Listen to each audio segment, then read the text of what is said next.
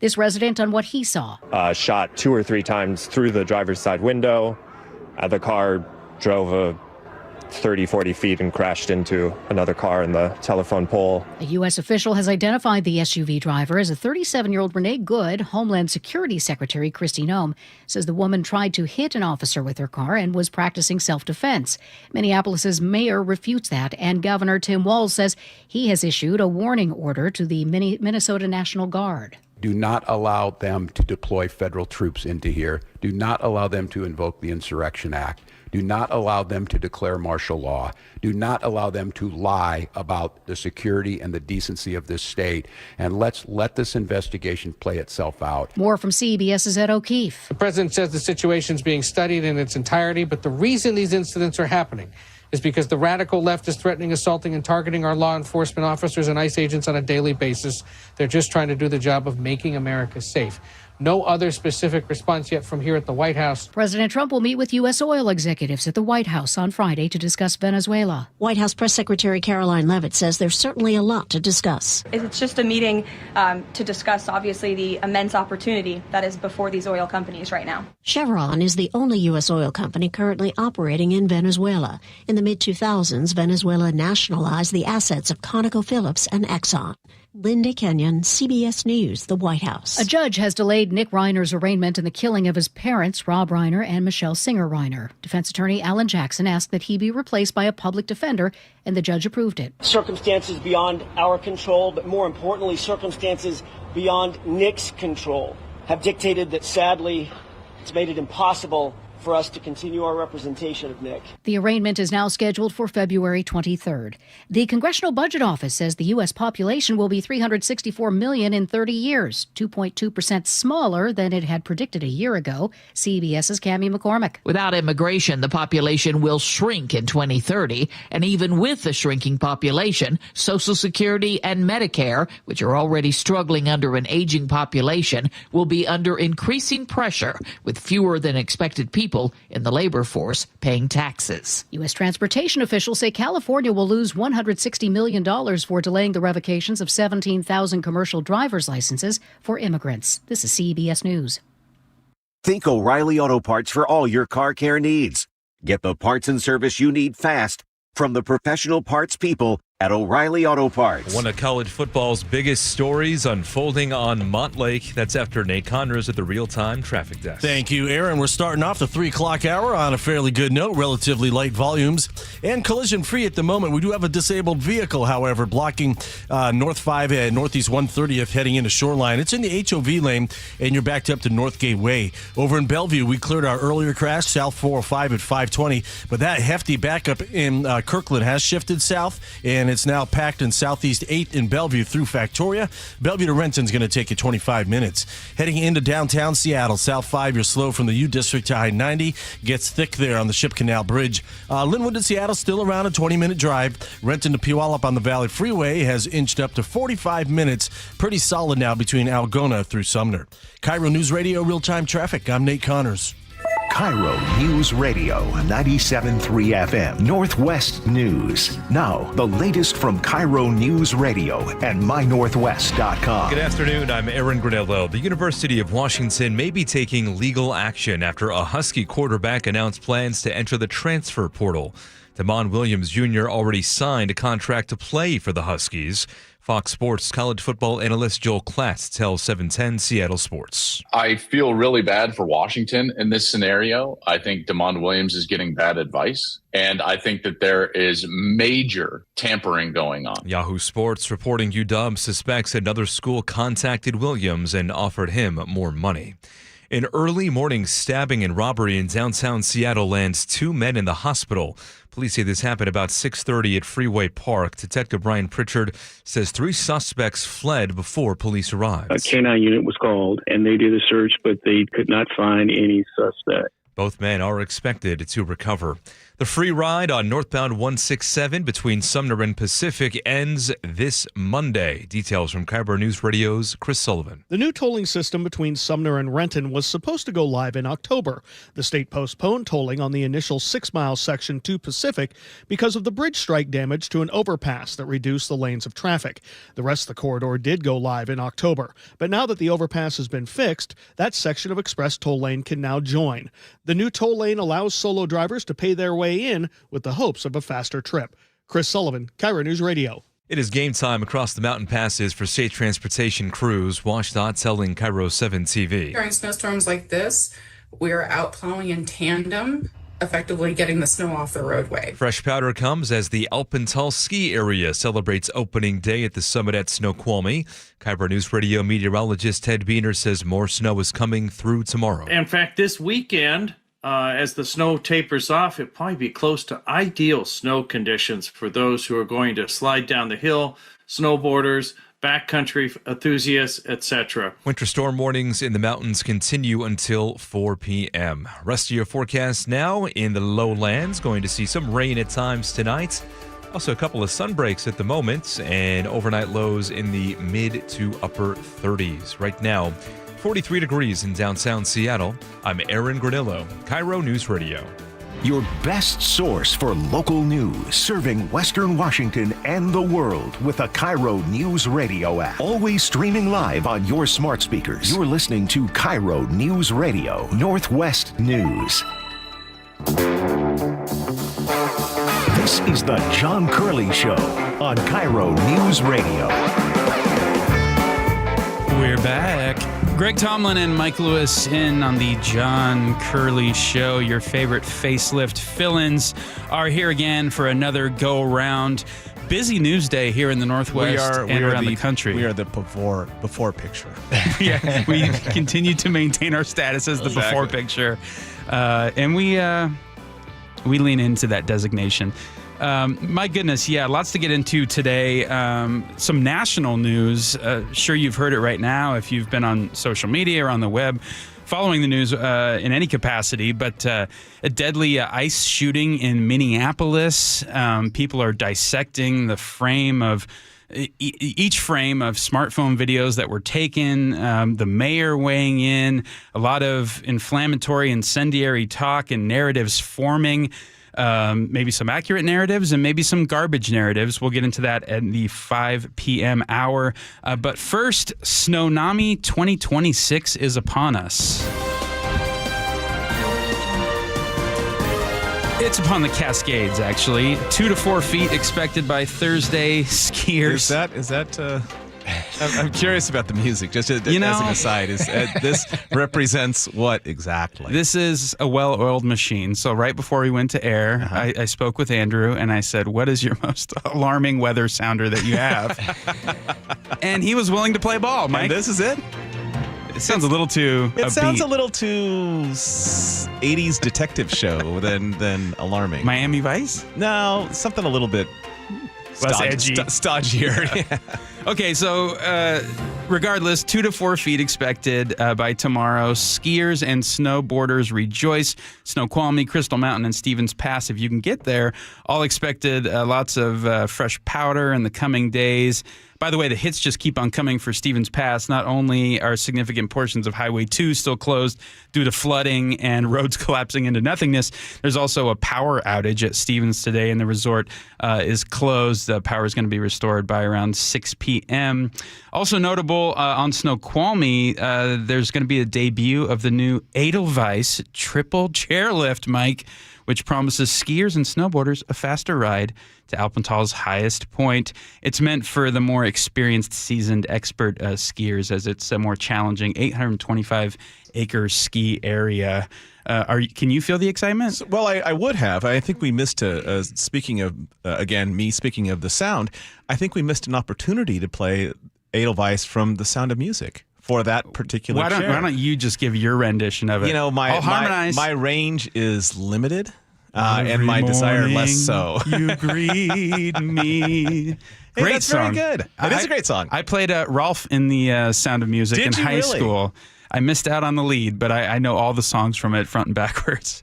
It's a classic. So it's nice to see us get a whole bunch of snow, and it's always going to be a bit of in most places. I mean, I grew up not in the Central Valley of California, but we would head into the Sierra Nevada, of course, for snow, for skiing. And when we'd get a big dump, there was always the same thing, right? It was problems on the roads, problems getting up here, ski resorts closing, ski resorts losing power. And it's usually like the third day after a big storm where everything gets sweet, like really, really ideal. And so that's what we're anticipating here is once the power's back on at Stevens, once there's nothing about Highway 2 that's going to get solved anytime, in a significant way anytime soon. But the rest of it is good because remember, even if you're not a skier, you've got a stake in this because effectively this is Washington State's reservoirs. And that snowpack is something that is, you think it's important now, way more important come summer. Do you hit the slopes from time to time nowadays? I don't anymore. I used to do a lot of downhill skiing. I was never really very good. Yeah. I do some cross-country skiing now, which I really enjoy. Okay. But I don't do any more. I don't do much more downhill skiing. It just got a little more expensive and a little more expensive. Yeah, and I was that I don't mind a injury profile on certain things that I do, but I decided to winnow it down just to a few things. So it depends, of course, on the mountain and where skiers and snowboarders are choosing to go. But if I don't have my information wrong here, it's like at least at least $100 for a day pass, and that's on the low. I think that's on the low side, right? And weekends could be even more. That's if you're 6 months old or younger. The skis themselves are like $200. The boots are $300. Then you need the snow clothes. Well, the skis and the boot stuff that tends to be hopefully one time for X number of seasons. The pass thing is interesting because they are so expensive right now, and there's this weird amalgam of passes that work in multiple resorts or work in certain resorts, and there has been a big consolidation in the ski industry all over the country, and I don't think that has helped competition or prices at all. My parents were skiers, and so naturally they tried to get all three of their kids into skiing. I, from the get-go, did not enjoy it, and I complained all the way up to, when you're a kid, when you're a 9-year-old kid, getting on the clothes takes about 30 to 40 minutes. Did you get the boots? It's too tight, Mom. And I was one of those whiners. So my first ever experience was at Stevens Pass. It must have been 1990, 1991, something like that. And they finally get me on the chairlift to go up the mountain, and I'm complaining the whole way. And as we get off the chair, I just biff it. I just fall right on my face. But at this point, my parents were kind of at the end of their rope with me, and they just took off. So I'm up there, 9 or 10 years old. I'm crying, but I had kind of been annoying up to that point. So my parents were justified in their actions. But this is like pre-cell phone era, right? So it's kind of a bold move. I take off my skis, and I walked down the entire mountain. And every other chair that went by on the chairlift, just people berating me. Hey, kid, you're supposed to ski down, not walk down. That made a permanent impression on me. I got a little better as years went by. And then this kind of takes a sad turn. I was skiing at Mission Ridge in Wenatchee. Great slopes there. And I wrote a college essay about this. We were on the chairlift, and we're going up. Have I told this story to you before, Joe? There you go. It's not a funny story. It's actually this is a nice music sad. selection. Thank you. And how is this for, I don't know if this is like a philosophical take on this. We're going up the chairlift, and the chairlift stops. You're delayed for some reason. You don't know why. You can't see the end of the chairlift, and you're sitting there, and we're hanging around for like 5-6 minutes. It's one of those ones that goes on and on and on and on. And we see the skier come flying down. Majestic, beautiful skier. Just, you could tell he had done this his whole life. He's probably going, I don't know, 40 miles an hour or faster. He biffs it and goes right into the chairlift pole that's right below us. And we're like panicking and freaking out, and he's passed out. And again, I'm like a young teenager and something. We try to get the word up to the people like in front of us. You send help. And that'll make an impression on you as a young man. We followed up like a week later. The guy had passed away. Like, again, this is not like a funny story. So my skiing experience, those two kind of impressions on me, I think I'm good. I had my time to experience it. Other people do it their whole lives and get the biggest thrill from it and are safe and fine and wonderful. But I'm not Googling for me. where Sonny Bono died right now. There are a couple famous. Tahoe. I think. Okay. I think that was one of the Kennedys passed away from a ski accident. RFK's one of his sons. So stay safe out there if you are going, and enjoy that fresh powder. But head on a swivel, right? Speaking of head on a swivel, we're going to set our scene next at a park in West Seattle, where bystanders got involved during a fight between two bald eagles. Really. Talons piercing and everything.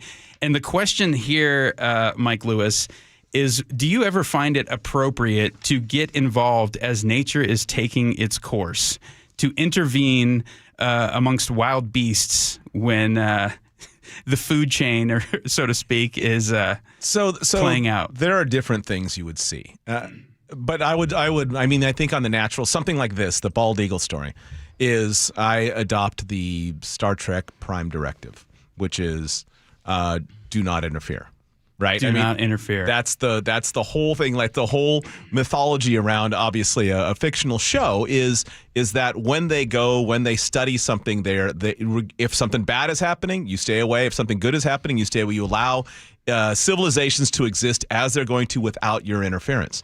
Now, that would be two bald eagles fighting over territory. I'm fine with that. If it's like an owl that is, and this happened to me once, an owl that was hit by a vehicle.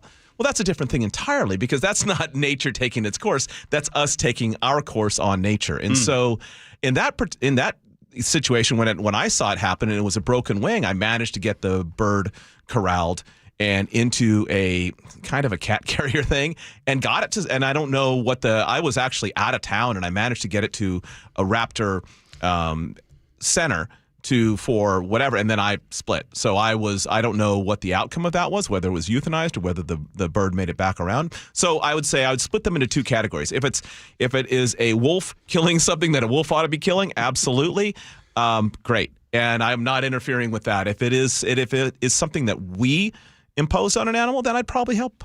Like hit by a car or something like that. I've worked here at the station in one capacity or another for almost 18, 19 years now. And this was perhaps 12 years ago. And as I was making my way into the newsroom, outside I saw a squirrel who looked like it was on hospice. Do we need the sad music again? Well, yeah, see, this would be more appropriate with the sad music because the stakes aren't as high as the human toll of my previous story. But there was a crow that was on top of the squirrel just dominating it, and it was like almost starting to eat it. That's nature. Even though the squirrel was still alive. This was something gruesome. Right. And I had like this bleeding heart for the squirrel. And so I approached the crow a little bit, and then it hopped up on a car.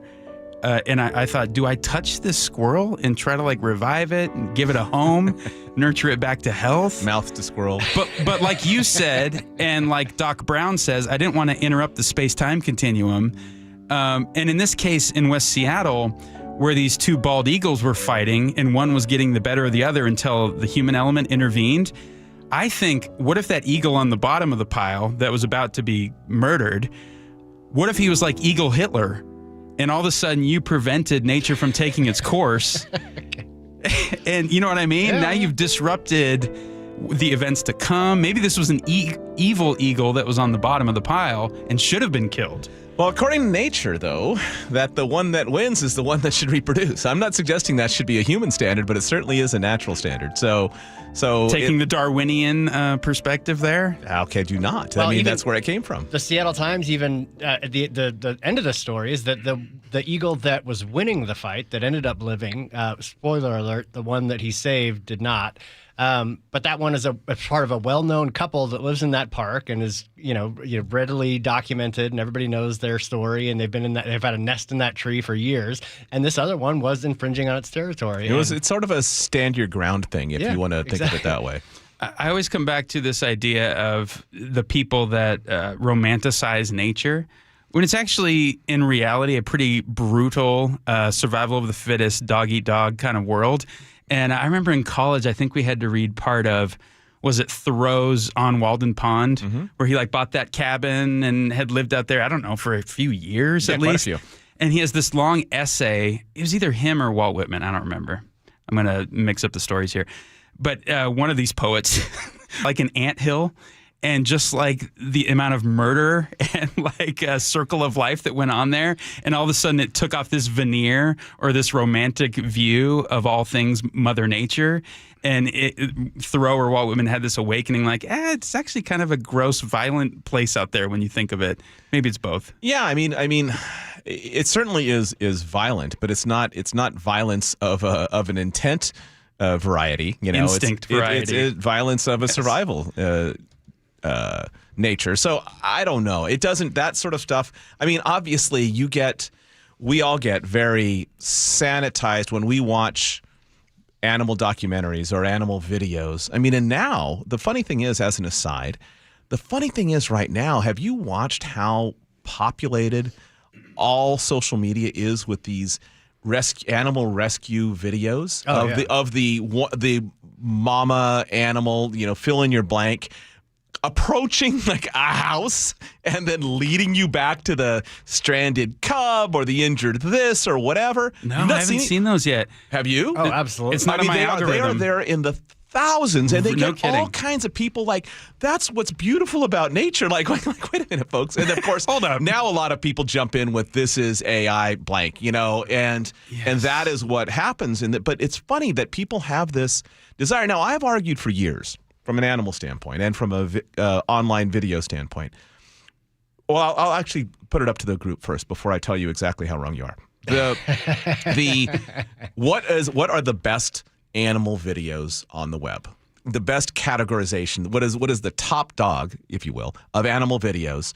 And I'd like all three of you to weigh in quickly. It has to be a category. Yeah. The latest one I saw. You can say cats if you want, or whatever. You can make it that simple. The latest one I saw was a guy who looked like Grizzly Adams. He was out in nature and he was painting, and a grizzly bear comes up to him right, like nose to nose, and he pulls out bear mace and sprays it, and the bear runs away. Okay, probably AI. That was definitely AI. Yeah. My favorite, which is so that's wrong. Go ahead. The odd animal pairings, like the gorilla that becomes friend with a deer or something. So you're getting very close, very, very, very close. It is interspecies friendships. Yes. Interspecies friendships are by far the best animal videos out there. And the funny thing is, they were always kind of, pre-AI, they were actually entertaining, but now that's become a subset of this incredible AI garbage that is filling social media with everyone doing that. And I don't know, I kind of wonder what the incentive is. It's just to get internet dollars because you get a viral video and you could say, I made a viral video, because they're not making money on this. Well, some people are. Some people probably are. Some people probably are, but I don't understand this stuff. I don't know why there's not watermarking software to immediately because I feel like everyone's going for the short-term gain on this stuff, but it's going to be a long-term. You're just going to divorce yourself from social media because it's all going to be filled with this AI slop, I think is what they call it, right? Exactly. Yeah, and I think there will be a watermarking element at some point as people continue to get fooled by things that actually matter and affect by their things lives. that actually matter. Yeah, not just animal, friendships. Don't you think if you talk about what videos keep on repeatedly coming up in your social media, it probably reveals the most about your psyche more than anything else in this day and age? Well, but when you're talking about... I haven't seen those animal videos, but you guys have. So something on a very visceral level appeals to you, and the algorithm keeps feeding it to you. For me, I'm getting AI videos right now of overweight people falling through stuff. I've seen those too. Yeah, have you seen those? It's like also, a big lady jumping on a trampoline. The trampoline breaks, and then the highway breaks under her. Or the porch pirate explosions. I like those. Explosion. I know, but those are mostly AI. Okay, Greg Tomlin. Sorry to disappoint everyone. Hard hitting right out of the gate here. Greg Tomlin, Mike Lewis, in on the John Curley Show. Lots more coming up on an extremely busy news day. Heavy topics, light topics. Big women falling through trampolines. Right now, let's go to Nate Connors over at the Real-Time Traffic Desk. All right, not a bad commute. Let's start up north, head south, North 5 through Everett right now, crowded between the Boeing Freeway and Highway 2. Very typical for this type of time of day. It's going to take you 10 minutes between Everett and Marysville. Getting to Everett from Bellevue and Seattle, plan on 45 minutes. South 5 into Seattle is heavy from the U District to I-90. Linwood to Seattle's a 25-minute drive. Over in Bellevue, South 405, you'll start to slow at 520. About mid-Bellevue, it gets thick all the way through Factoria. Looks like we may have a new crash on 520 at the on-ramp to northbound 405. Traffic is jammed up on that ramp, and this has westbound 520 heavy approaching 124th with drivers lining up to get on to northbound 405. Seattle to Federal Way, a half-hour commute. And we've got a 1-hour wait for drivers at the Point Defiance Terminal down in Tacoma. KIRO News Radio, real-time traffic. I'm Nate Connors. This is your city. Seattle voters have spoken, and they wanted change. Wilson really resonated, especially with some younger voters. On the terms of working people, make it work for them. Katie Wilson is just actually not afraid to say she's a socialist. What challenges does the political newcomer face once taking office? Never having any managerial experience. Stay with KIRO News Radio and mynorthwest.com for the latest. Change takes time, and we don't give it time. And the KIRO News Radio app. How about a New Year's resolution where the commitment takes just one day and the results can last a lifetime? Address years of hair loss like I did with Advanced Hair's simple one-day treatment. Using your own natural hair, Advanced Hair can restore your bald spot, receding hairline, or thinning. All backed by Advanced Hair's guarantee. Celebrate the new year with a free consultation, $250 off, and 250 free hair grafts. 425-449-8185 or advancedhair.com. Hey there, Don Riling with Olympic Hot Tub. Ready to kick off 2026 on a healthier path? Our New Year, New You event has everything you need, from saltwater hot tubs to rejuvenating saunas and cold plunges, or staying active with a swim spa. We've got the perfect way to help you feel your best. Enjoy special savings on our entire wellness lineup now through January 11th. OlympicHotTub.com. Better you, better life. Olympic Hot Tub. This is Chris Davis with the Davis Law Group. Did you know that a pedestrian does not have to be crossing the street on a marked crosswalk to have a successful legal claim against the driver? Pedestrians can even be partially at fault for a collision and still have a valuable claim. Call us today for a free consultation or get my free book on pedestrian accident law at WashingtonAccidentBooks.com. That's Davis Law Group, better service and even better results.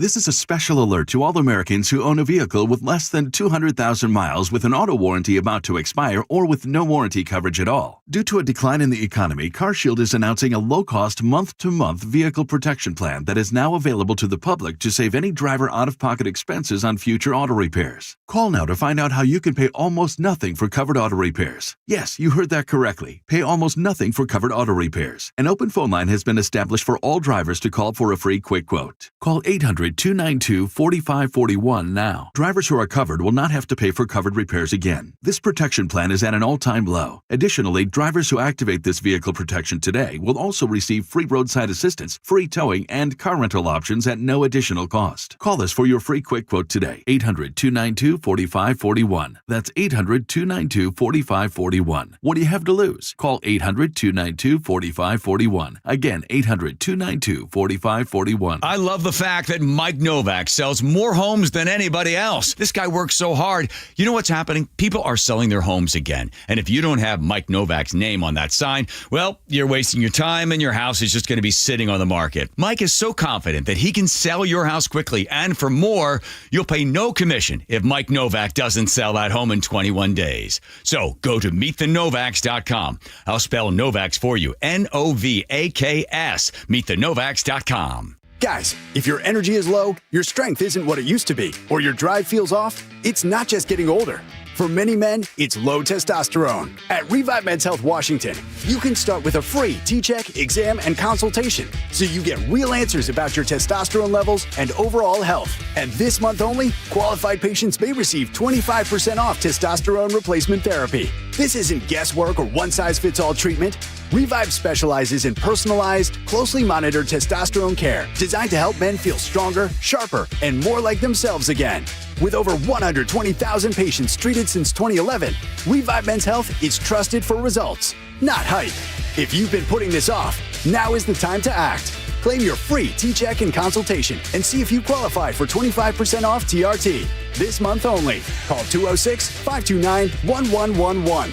That's 206-529-1111. Or visit ReviveMen'sHealth.com. Terms apply, must medically qualify. Dan owed an unbelievable amount of money to the IRS. I got behind on my taxes. It's a horrible feeling. He was in denial. And when I got those letters from the IRS, you wanted to act like they didn't exist. Finally, Dan turned to Optima Tax Relief, the leading tax resolution firm. A-plus rated by the Better Business Bureau, they've resolved over $1 billion for their clients. Optima got me a settlement with the IRS. These people are really people-friendly. It was every bit of a new lease on life for me. The fast action and the great results made Dan's head spin. I felt like I was in a dream, but it's real, and I have paperwork to prove it. They got the job done, and life is good. For tax help you can trust, call Optima now for a free consultation. If you're worried about what's going to happen with the IRS, stop worrying. Make the call now. Call 800-343-6460. 800-343-6460. 800-343-6460. Optima Tax Relief. Testimonial from an actual client. Some restrictions apply. For complete details, please visit OptimaTaxRelief.com. KIRO News Radio 97.3 FM Northwest News. Now, the latest from KIRO News Radio and MyNorthwest.com. Good afternoon. I'm Aaron Granillo. President Trump says it seems an ICE agent in Minneapolis shot and killed a woman today in self-defense. Full details of today's shooting are still being gathered, but Homeland Security Secretary Kristi Noem is giving an update right now. She says the woman was blocking ICE agents with her vehicle. She then proceeded to weaponize her vehicle and attempted to run a law enforcement officer over. This appears as an attempt to kill or to cause bodily harm to agents, an act of domestic terrorism. Minnesota Governor Tim Walz believes the ICE officer is in the wrong. What we're seeing is the consequences of governance designed to generate fear, headlines, and conflict. It's governing by reality TV. And today that recklessness cost someone their life. We get more now from CBS News legal reporter Katrina Kaufman. They will want to reconstruct the scene to speak with everyone who was on the ground there. We're already seeing videos emerging, different perspectives of what happened. So ultimately, they want to figure out what exactly transpired here, what led up to this interaction, how did it unfold. Protesters are now clashing with ICE agents in Minneapolis. Governor Walz is calling for calm.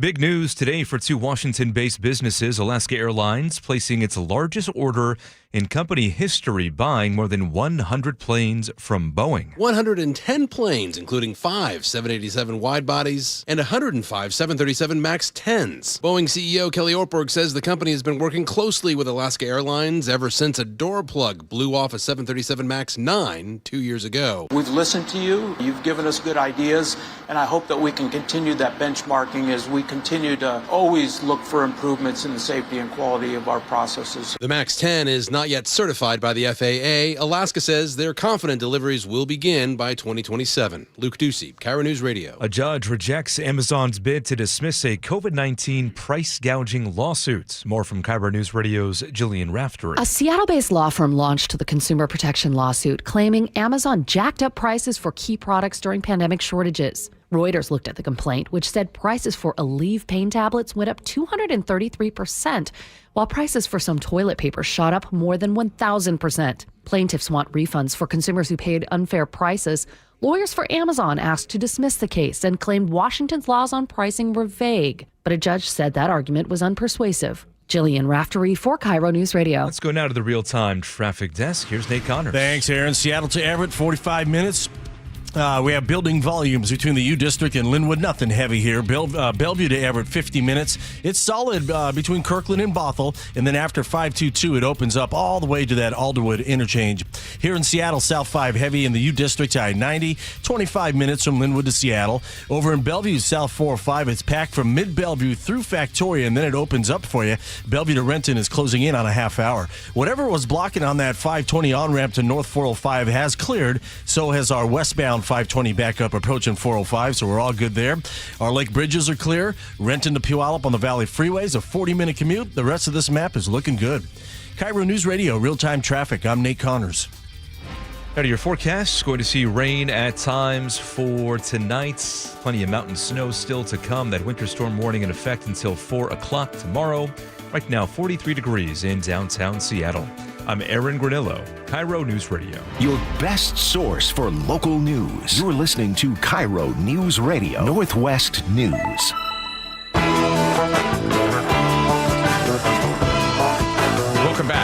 John Curley Show. Mike and Greg, takes two to fill in for one John Curley. So how do you feel, generally speaking? I'll ask you this too, Joe. How do you feel when someone tells you something, either a sports score or, you're watching a series that you're digging, say Pluribus, my personal favorite right now, and tells you something about it inadvertently or even intentionally and spoils it for you? Are you unhappy, or do you feel like, I'm going to watch it anyway, I don't really care? I hate spoilers, and I avoid them like the plague. One of the worst spoilers that ever happened to me is that I was a wedding in college, and it was a Seahawks playoff game, Seahawks-Rams, and I had it taping on VHS. This must have been 20 years ago, and we made it all through the end of it. The Seahawks made the playoffs 20 years ago? They did, and Matt Hasselbeck threw a pass, I think, to Ingram, and it hit his chest and fell in the end zone, and we lost to the Rams. And right as we're about to leave the wedding, I hear from the table right next to us, "We lost!" And I'm like, I had made it the whole day, and now it's spoiled. And it was easier then to avoid spoilers. It wasn't like you were getting them from all angles all the time, but now... Well, and my answer to your question more broadly is it depends on how much you care about the thing that you're missing. So sports now, I'm not as into them as I used to be, so I can hear a score and go, oh, good, well, I found out we lost, so I didn't have to invest 3.5 hours in watching us lose. When it comes to movies, I hate spoilers. I hate them, because I think, especially in good movies, there's almost like a seduction that takes place for 2 hours, 2.5 hours, where you really get immersed in it and you experience the journey with the characters, and that leads to the emotional impact and how you process it at the end. And if you know what's coming, I just feel like it'd be a letdown the whole time you're sitting there. So there's an interesting article. The reason we bring this up, the interesting article today in The Guardian from, here's the headline, The Hill I Will Die On, : films and TV shows are better if you read the spoilers first. Now, I have actually two friends who hate cliffhangers and will always go to the write-up somewhere on Wikipedia for a series or something because and they're still just as enthused about watching. I can understand that. For me, my favorite way to consume, let's just stick with, because most of us, the conversations are less now about movies than they are about series, honestly. That's what everyone's always talking about, is what series you're watching right now. So let's just use that as an example. When I like the two things I don't like binging, and I don't mind waiting a week for the next episode. I kind of like it, and I certainly don't want spoilers as a result of that. I don't care so much about spoilers. In sports, I care a lot less because I like sports, but it doesn't bother me to know in advance because I'll still want to watch it. The nice thing is, I got to say, and I don't watch much football anymore. If I'm in the bar, I'll watch a little bit of football, but I think that the NFL's, and I don't know if they're charging for it, they're still doing they came up with the red zone thing that condensed the games. I thought that was I was so surprised because it seemed like, well, that's counter to, they've managed to make a program around 12 minutes of actual action. And that's literally what every NFL game has, 12 minutes of actually people moving in an athletic way, 12 minminutes. And it's a 3.5 hour production, and it's kind of genius the way you spend more time watching reruns, which is a spoiler, spend more time watching reruns than you do actually watching game. Everyone does who watches a full NFL game. I don't mind it so much in sports. It's fine. I'm fine with that because I'll still call up, highlights or something like that and maybe take a peek at it.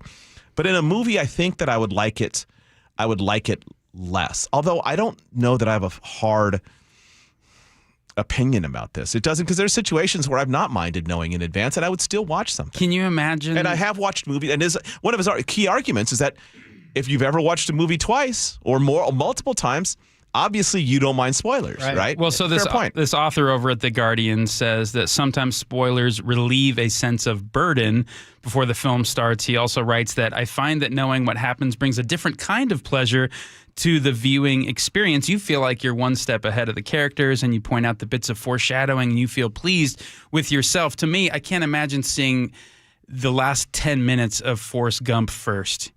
He's at spoiler alert. Yeah. He's at Jenny's gravesite. He's going, he's so smart, Jenny. Right. And I'm just going, who's Jenny and who is smart? Right. I don't get. And then I go back and watch it, and I'm completely deflated. Right. Right. Yeah. And you need that build up. But Joe, you said you kind of understood where this guy was coming from. Well, like I said, I avoid spoilers like the plague. It's hard to do this job and enjoy, and get on social media and avoid them. But he makes really good points. And the ones you just described, like knowing. If you know when something's going to happen, you can kind of enjoy the foreshadowing for what it is. You can be like, oh, that's clever. This is well written. So if you're going to watch something once, it makes a lot of sense. He also makes a caveat that movies in the theater, he doesn't do this for. So that's like a sacred space, and I would agree with that. But with so much to choose from as far as TV shows and all this stuff goes, you could save yourself a lot of time if you know that you're not going to like the ending of something and just completely disregard it.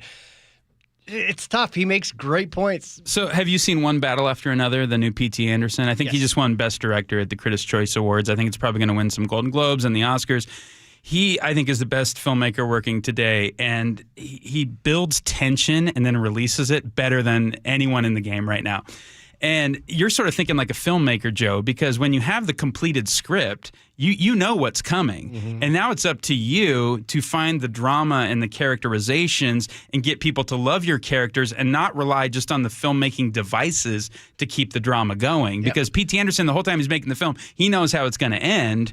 And so in a way, he's had it spoiled because he knows the bookends of the film that he's about to make. But then the skillful part is how do you then make it interesting for 2 hours, 2.5 hours? But the counter to that, of course, is actors in long series almost never know. They really don't know where it's going. If you talk to they don't know if the new famously one of my favorite renewed. series it will be my seminal series in my lifetime is The Wire. And when a key character, spoiler alert, when a key character, Stringer Bell, is killed, he did not know the day before what was going to happen in that. He said the whole crew was morose about it because they didn't realize. And I always loved the show also because it's so much in service of the writing and not in service of the character. Agreed. I always thought that was a really hard commitment to make. You couldn't do it with Sopranos because, like Tony Soprano's, his elimination would be, the elimination of the show. But I guess the point is on the series, sometimes the actors don't know, and sometimes they would tell you that what you are seeing is them still processing the emotional reaction to the fact that their character is now done for.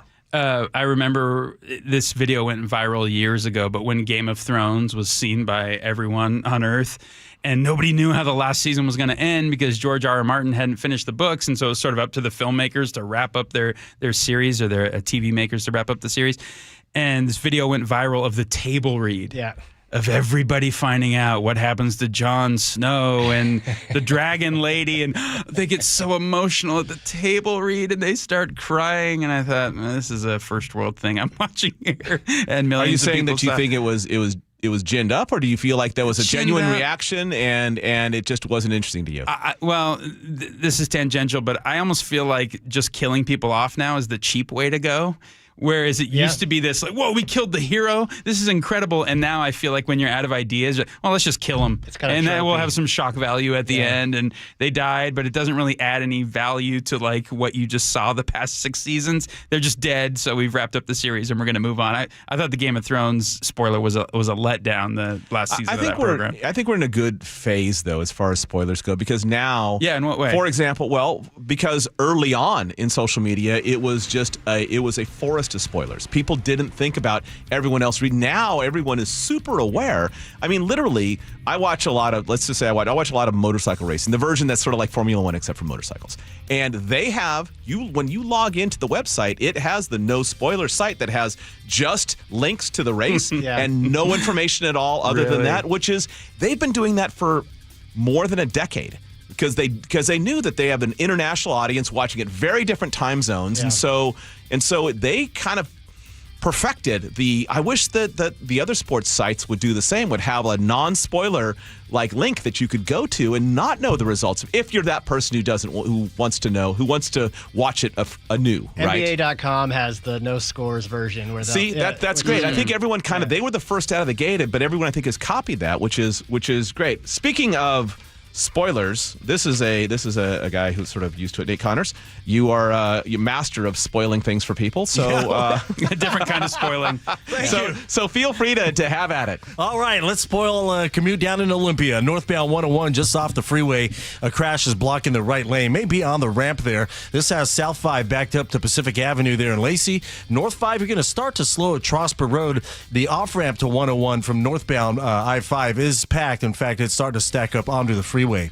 Here in Seattle, South 5 heavy from the U District to I-90, Linwood to Seattle, 25 minutes. Northbound I-5 is all clear through downtown, which is amazing for this time of day. Bellevue South 405 packed at Southeast 8th through Factoria. Bellevue to Renton will take you right around a half hour. It's also a half hour from Seattle to Federal Way. You're filling in between Interurban Avenue and State Route 516. Otherwise, we're looking at relatively light volumes right now. KIRO News Radio, real-time traffic. I'm Nate Connors. And so we are set.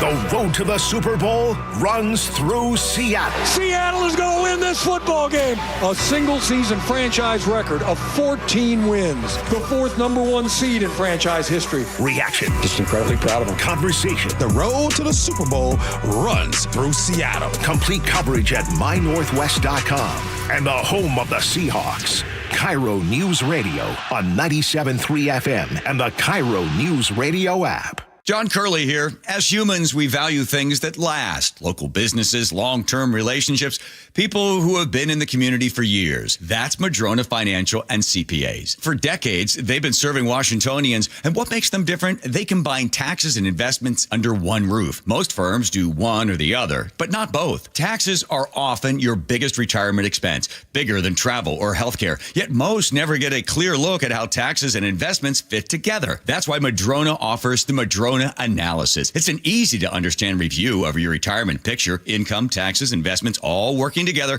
in one coordinated plan. Best of all, it's conversational. You'll talk with someone who explains it all in plain English. Discover hidden tax traps, see if your portfolio matches income needs, and learn steps to retire with confidence. Call 833-673-7373 for your complimentary Madrona Analysis. Madrona Financial and CPAs, local, trusted, and here to put the whole picture together. I'm Ed Evans, CEO of Consumer Cellular. No, we're not one of the big guys. Truth is, we don't want to be. If you're over 50, Big Wireless probably has you paying for more data than you might need. You could be throwing away thousands over a lifetime. Our entry-level data plans start at just $20 a month. And for a limited time, switch and get your second month free. Call 1-888-FREEDOM, visit consumercellular.com or a store near you and get your second month free today. Plans include $5 credit for auto pay and e-billing. See site for additional details.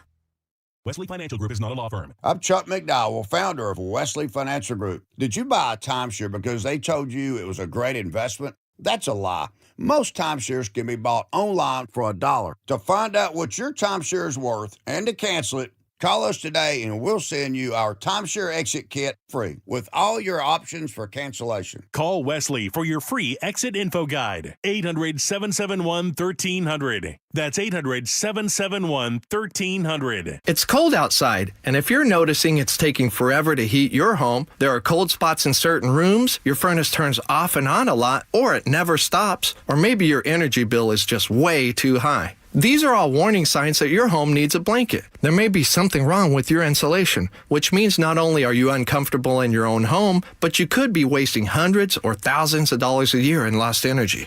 Call Insulation Northwest today, and we'll send one of our professionals to give you a fast, free energy inspection to determine if there is a problem. And if there is a problem, we can fix it fast. Most jobs are completed in one day. You have nothing to lose. The inspection is free and only takes about an hour and could save you thousands. Keep the heat in, the cold out, and your energy bill low. Call Insulation Northwest today. Insulation Northwest, the real insulation company. Please ask if you qualify for thousands of dollars of free rebates from your energy company. InsulationNorthwest.com. Did you know 25% of your home's heat loss is through your attic?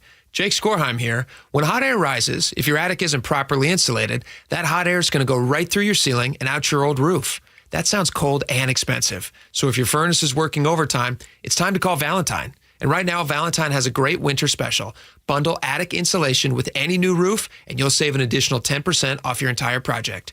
Just call 206 Roofing, and remember, when you see the red Valentine vans, you know your home is in good hands. More than 4,000 women are diagnosed with breast cancer every year in Washington state. I'm Dr. Suzette Miranda with Northwest Hope and Healing. We provide a lifeline to breast and gynecologic cancer patients, and you can help us make a difference. Join us for Cork, Fork, and Support, an afternoon of wine tasting and inspiration on January 31st at Mary Hill Winery in Woodinville's Wine Country.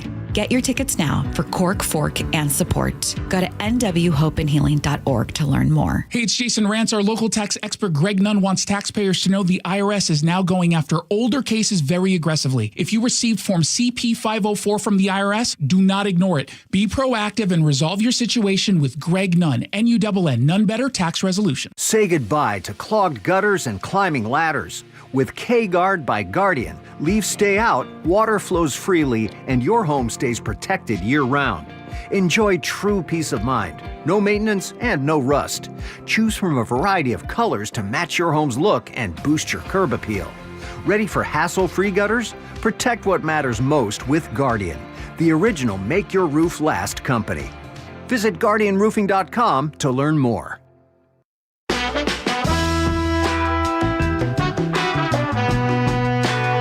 Welcome back to the John Curley Show. John is not here. It's Greg and Mike. You make up the left side of his brain. I make up the right side of his brain. Is that what we're doing? I would love to lay claim to one side of it. It doesn't matter to me which one. So this is an interesting story, and it's actually part of a larger thing that I'm sure most of you have been hearing about. It, the name and likeness, the idea of collegiate athletes getting paid for their performance, getting paid to go to individual schools, the transfer portal, which allows them to then move to another school if another school is offering some sort of better deal or more likelihood of starting or whatever it is that they're offering. Well, it's finally befallen in a big way. The Washington Huskies, the star quarterback Desmond Williams Jr., who had just committed to staying another year as the starter. Their odds on, the coach had been saying, likely Heisman contender. He entered the transfer portal just after. DeMond Williams going bye-bye. Yes, just after he had agreed to stay with the Huskies. And so the suspicion is that there was a lot of tampering going on by some school out there. It hasn't been, there's been rumors, but no one said specifically which school. And here's the twist on this story. The University of Washington is going to sue. So that is, this is kind of a mixed bag for me. What do you think about this? This is a mixed bag for me, but there's things about this story that I'm actually excited about. Oh, interesting. I want to get to that in a moment. I've just been disgusted with the state of college football. I've become less and less of a fan over the years because of this revolving door that the NIL and the transfer portal has created. I've been a dyed-in-the-wool Husky fan since the day I was born, and now I'm careful to get too connected to any player, to any season, because at the drop of a hat, it could all change. And that particularly hit home after their national championship run a few years ago with Michael Penix, only to see the head coach abandon the team for Alabama, and that was really depressing. And so, yeah, the tampering thing is fascinating to me because the charge is that another school contacted DeMond Williams after he had already committed to the UW, and I think he was set to make around $4 million next year, assuming that there's another school that came in and said, we'll pay you more. So I looked this up. The transfer portal acts as like an official signal. Once you say you're in the transfer portal, then teams can come and contact you. And so if an opposing team has violated that rule and tried to seek you for their team, and you're found guilty of that, you can face recruiting restrictions, recruiting bans, suspensions, and so on and so forth. I failed to see a scenario where DeMond Williams would now play for UW next year if a team was found that they were tampering with him, because now there's probably bad blood between all parties. Yeah, well, I mean, but the fact is that the University of Washington is going to probably make decisions on how this game is played. And for all I know, they're hinting to other people out there to maybe transfer this direction. I don't know. I'm not accusing the University of Washington of anything, but what was the good that you think? The good I think has happened is I like the collegiate athletes having agency. Their coaches always did. Their coaches could recruit them and then recruit somebody else in that position and then go to another school and leave them with a college career they had been banking on very, very different. I felt like the power was so front-loaded on the schools and on the NC2A and on the coaches that I love seeing the power go back to the athletes. I'm not saying this is a perfect system, and certainly if you've committed, you should be held to that commitment at least for a year. But I would say that there are good things that have happened here because I think it's only fair because non-athletes can do all of these things. But we need to get into a traffic report. I would say better for the individual players, worse for the fan experience. Time to send it on over to Nate Connors at the Real-Time Traffic Desk. Oh, the guy who spoils everything, you mean? Hey, precisely. In Olympia, that crash was just cleared from the northbound 101 on-ramp from I-5. It's affecting both directions, South 5 especially. You're backed up to Pacific Avenue. That's about a 4-mile backup. North 5, you're going to jam up at Trosper Road. Otherwise, it's light volumes and really no surprises out there this afternoon. Here in Seattle, South 5 is heavy from the U District to I-90. It's just 25 minutes from Linwood to Seattle. The Lake Bridges are wide open. South 405 in Bellevue jams up about Southeast 8th through Factoria. Bellevue to Renton about a half hour. Renton to Puyallup on the Valley Freeway is at 45 minutes. KIRO News Radio, real-time traffic. I'm Nate Connors. After voters made it clear they want change. That I will faithfully conduct myself as the mayor of the city of Seattle. What should Seattle residents expect from Mayor Katie Wilson? She talked a lot about our affordability crisis. Northwest News voices you depend on. It's a misdiagnosis of the problem. You believe government can solve this problem. KIRO News Radio on 97.3 FM. The KIRO News Radio app with opinion and analysis at mynorthwest.com. When the new year hits, every business could use a little something to stay ahead. A lift, a jump start, an edge, or perhaps a boost. Like the all-new 5-year business boost from Comcast Business. It's the certainty of a price lock for 5 years on qualifying internet bundles. Plus, you'll have the most reliable Wi-Fi with our best equipment, so your whole team can stay connected at a great rate. And to sweeten the deal, ask about a $500 prepaid card when you add 2 lines of mobile. It's the boost your business deserves. So sign up for the 5-year business boost and get a 5-year price lock on ultra-reliable Wi-Fi. Plus, ask about a $500 prepaid card. Comcast Business, powering possibilities. Ends 2/22/26, new customers only. 1-year contract required for guaranteed rate. 5-year pricing applies to monthly service charge excluding taxes and fees. Best Wi-Fi based on Open Signal Awards USA. Fixed Broadband Experience Report, May 2025. An illegal alien from Guatemala charged with raping a child in Massachusetts. An MS-13 gang member from El Salvador accused of murdering a Texas man. A Venezuelan charged with filming and selling child pornography in Michigan. These are just some of the heinous migrant criminals caught because of President Donald J. Trump's leadership. I'm Kristi Noem, the United States Secretary of Homeland Security. Under President Trump, attempted illegal border crossings are at the lowest levels ever recorded, and over 100,000 illegal aliens have been arrested. If you are here illegally, you're next. You will be fined nearly $1,000 a day, imprisoned, and deported. You will never return. But if you register using our CBP Home app and leave now, you could be allowed to return legally. Do what's right. Leave now. Under President Trump, America's laws, border, and families will be protected. Sponsored by the United States Department of Homeland Security. Your best source for local news. KIRO News Radio. Northwest News. How about a simple New Year's resolution? One that even I was able to achieve. Reverse the clock on hair loss with Advanced Hair's simple 1-day FUE treatment. You'll feel more confident and more youthful when you witness your own natural hair growing into those places that have been balding or thinning for years. I'm surprised and relieved every time I look in the mirror. You need to know what that feels like. From Advanced Hair's breakthrough technology to their highly experienced team, there is no one I would trust more than Advanced Hair Restoration. I experienced their exceptional standard of care firsthand. Your comfort and your results are the top priority of the entire Advanced Hair team. Celebrate this new year with a fuller head of hair and get a free consultation, $250 off, and 250 free hair grafts. Call 425-449-8185. That's 425-449-8185. $21.85. Discover what meeting your resolutions could look like with the before and after pictures at advancedhair.com. Free consultations, no fee guarantees, 5-star reviews. J.P. Pendergast with Pendergast Law explains the importance of going beyond these familiar offerings. Accident victims want an attorney, Tom, that satisfies their needs. Someone who handles those needs with the highest degree of care. Pendergast Law offers the no-fee guarantees and free consultations, but these only scratch the surface. Okay, explain more. We make sure that every member of our team is genuinely passionate about helping others.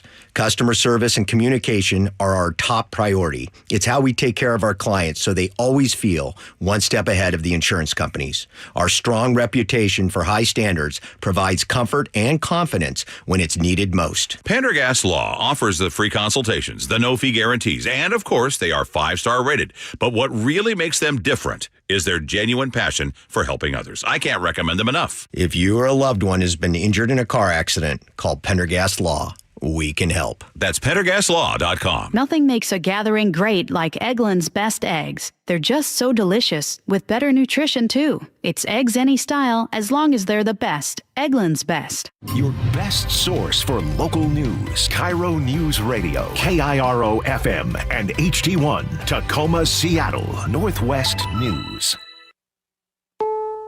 This is CBS News on the Hour, sponsored by Pfizer. I'm Jennifer Kuiper. Homeland Security Secretary Kristi Noem is now in Minneapolis, where this morning an ICE officer shot into an SUV, killing a woman. Noem says the driver tried hitting the officer with a car and... The ICE officer, fearing for his life and the other officers around him and the safety of the public, fired defensive shots. He used his training to save his own life and that of his colleagues. Minneapolis's Democratic Mayor Jacob Frey calls that a garbage narrative. CBS's Katrina Kaufman says of the woman who was shot... We've learned her name, that she's a U.S. citizen. The Minnesota Star Tribune had the opportunity to speak with her mother, who said that she lived in the Twin Cities with her partner. Another relative said she has a 4- or 5-year-old child. But something that her mother said is that she would not have been part of challenging the ICE presence in Minneapolis. CBS's Anna Schechter points out these were ICE agents. They are not required to wear body cam video. And of course, that would be helpful in adding to this picture that investigators are putting together. The U.S. military seizes 2 Venezuela-linked oil tankers in separate actions. CBS's Erica Brown. New Pentagon video shows U.S. forces seizing another oil tanker in the Caribbean Wednesday. And in the North Atlantic, the U.S. also took control of an oil tanker formerly known as Bella. The White House says both were linked to Venezuela. It comes on the same day Trump administration officials brief lawmakers on the capture of Venezuelan leader Nicolas Maduro, and President Trump has just spoken to Colombia's president amid political tensions. A judge in Texas denies a mistrial to a former Uvalde School District police officer charged with criminal neglect for his delayed response to the mass shooting at Robb Elementary School. Reporter Chris Fox. Lawyers representing former Uvalde officer Adrian Gonzalez argued that the prosecution withheld evidence that the jury heard on Tuesday. A former Robb Elementary School teacher said she saw the gunman at the southwest corner of the school, conflicting with what she told police just days after the 2022 shooting. There are concerns by some food experts over the new dietary guidelines released by the Health and Agriculture Departments today. Nutrition and Food Studies Professor Emerita at NYU, Marian Nessel, says she likes the Eat Real Food part of the guidelines, but she notes at a time when healthier foods cost more than ultra-processed foods and the cost of healthcare has gone up. Meat and dairy products are the major sources of saturated fat in American diets. The only way you can keep your saturated fat intake below 10% of calories is by eating most of your protein from plants. She says no one will be able to afford this. This is CBS News. You still got it, but your immune system weakens as you age, making it harder to fight flu, pneumococcal pneumonia, RSV, and COVID-19. Ask your doctor or pharmacist which vaccines you need. Sponsored by Pfizer. New tool to fast-track crime scene DNA. That's coming up after Nate Connors at the real-time traffic desk. Thank you, Aaron. Light volumes across most of our major routes this afternoon. We're looking pretty good. Everett to Marysville, less than 10 minutes. Just minor crowding between Lowell Road and Highway 2. Bellevue to Everett, 50 minutes. You got scattered backups between Kirkland and Alderwood with a big section of clearing through Canyon Park. Seattle to Everett, 45 minutes. It's solid from the U District through Linwood, but you're at freeway speeds. South 5 into Seattle, heavy from the U District to I-90. Over in Bellevue, South 405 jams up at Southeast 8th to Cold Creek Parkway, and then it opens up pretty quickly for you. Bellevue to Renton's going to take you a half hour. Seattle to Federal Way, also a half hour. It's 45 minutes between Tacoma and Olympia. The only significant backup on this route is between Lacey and Olympia. KIRO News Radio, real-time traffic. I'm Nate Connors. KIRO News Radio, 97.3 FM, Northwest News. Now, the latest from KIRO News Radio and mynorthwest.com. Good afternoon, I'm Aaron Granillo. Crime scene DNA test results in minutes rather than weeks or months. KIRO News Radio's James Lynch says the technology is about to be used here in King County. It's called a rapid DNA machine. It can process crime scene DNA in just 90 minutes. King County Sheriff's Captain Chris Laba says that will reduce the number of samples that need to be sent to the Washington State Patrol Crime Lab. Let's say 100 sexual assault kits, and we only get viable DNA out of, let's say, 20 of the kits. Those 20 victims are getting justice faster because they're sitting in a queue of 20 instead of a queue of 100. The cost about $230,000, paid for by a federal grant. James Lynch, KIRO News Radio. Seattle police are looking for suspects after a double stabbing in downtown early this morning at Freeway Park. SPD Detective Brian Pritchard says officers found 2 men with stab wounds. Witnesses at the scene told officers that it was about 3 males that were wearing black clothing that robbed the victim shortly before the assault. Suspects got away. The victims are recovering at the hospital. A driver was clocked going 156 miles per hour down I-5 near South Center. Video from State Patrol showing that car zooming past a state trooper last week before vanishing into the fog at night. Car's headlights were also off. The driver has not yet been found. Ski lifts are down today at Stevens Pass after a power outage. A notice on the resort's website says the power should be back by 6 tonight. Meantime, at Snoqualmie Pass. It's going to be an extra special opening day, too, because we have the brand new Edelweiss triple chair that's going to open, which is our 3rd new chairlift in 3 years. That is the Summit's Carter Rioch telling KIRO 7 TV the Alpental ski area is now open for the season. As for driving through the mountains, some tough sledding for big rig drivers. Kind of a pain in the really. I've been here a half hour now trying to do this, and it's just not cooperating. That winter storm warning for the Cascades continues until 4 p.m. tomorrow. Rusty weather update now. We'll see some more showers through tomorrow here in the lowlands. Some wet snow could also mix in with rain showers tomorrow morning, mainly north. Right now, 43 degrees, that is, in downtown Seattle. I'm Aaron Granillo, KIRO News Radio. Your best source for local news, serving Western Washington and the world with the KIRO News Radio app. Always streaming live on your smart speakers. You're listening to KIRO News Radio, Northwest News. This is the John Curley Show on KIRO News Radio. Greg Tallman and Mike Lewis in for John Curley. If you want to join in on the conversation, the number is 888-973-5476. We'd love to hear from you. Get in on the conversation. Mike, did you grow up in a multi-generational home?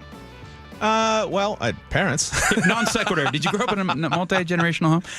More than just your parents' generation. Any grandparents in the home, cousins, even extended family, anything like that? No. No, we didn't. We knew our grandparents and would visit them, right? And some were overseas, but no, we were essentially parents and kids in our household. Did you? No, yeah, just the 2 parents, 2 siblings. And we're kind of an outlier compared to the rest of the world. In Asia, Latin America, the Middle East, very normal for grandparents, parents, and kids to be in the same home. I was interested to read this story up at Business Insider. Living with family isn't a last resort anymore. It's the plan. As the cost of living rises for Americans, many are moving back in with their families, but a growing number of solo agers don't have this option. Purpose-built intergenerational communities are a niche, but a promising solution. And the big advantage here is cost savings. Of course, you can split rent, childcare, and finding it is less of an issue. Long-term care costs, you don't endure those. And the arrangement is also touted as being something that can stave off social isolation. We have a 14-year-old daughter right now, and I'm always telling people we have 4 more years with her, and then she's out on her own. But then when I pause to think about it, that's not always the case in this day and age. A lot of times kids move back home, and I think there's positives and negatives to it. There can be a dependency and sort of a freeloading dynamic that could potentially take place. But there's also can be an enriching aspect to it and helping your kid get ahead longer. And my wife and I have also talked about, is there a situation where, one or both of our sets of parents, we would live with them down the line? And we're kind of entertaining those possibilities more than I thought we would at these points in our lives. I think that it's mostly, there's obviously problems with multi-generational households too, and people who've grown up and they would tell you that. Like sometimes those things that were hard on you as a kid parentally remain so. If you have ultra controlling parents, if there was some sort of tension, if they don't like your lifestyle, if they don't like your romantic choices, those sort of things, that's difficult. That makes multi-generational households, and so frequently what would happen in societies that had that traditionally is you would be trapped in that sort of like secret life, for long periods of time because you didn't have a family that was accepting. I don't want to over-romanticize it, but I do know that if you go to Redmond and you see, and Redmond has had a sizable increase in the Indian population, Asian overall, but the Indian population specifically, largely because of tech companies, largely of that Microsoft. And that's the way, like, builders are building multi-generational style houses where you have individual sort of pods, individual pockets where you can have the family and the parents. And I have 2 friends, who are living in Texas, both of whom, and they're not immigrant families, but they have done the same thing because they actually wanted to have, my buddy's wife's parents moved back in with them when they retired. And for them, it was like extra childcare, which was appreciated by all. This was not like they just bring them in just to do childcare. I like the idea of multi-generational households. I like the idea of building to supply that. The easing of ADU or additional dwelling unit standards in Seattle has helped that out quite a bit. Kids who grew up within walking distance of, say, a grandparent's house will.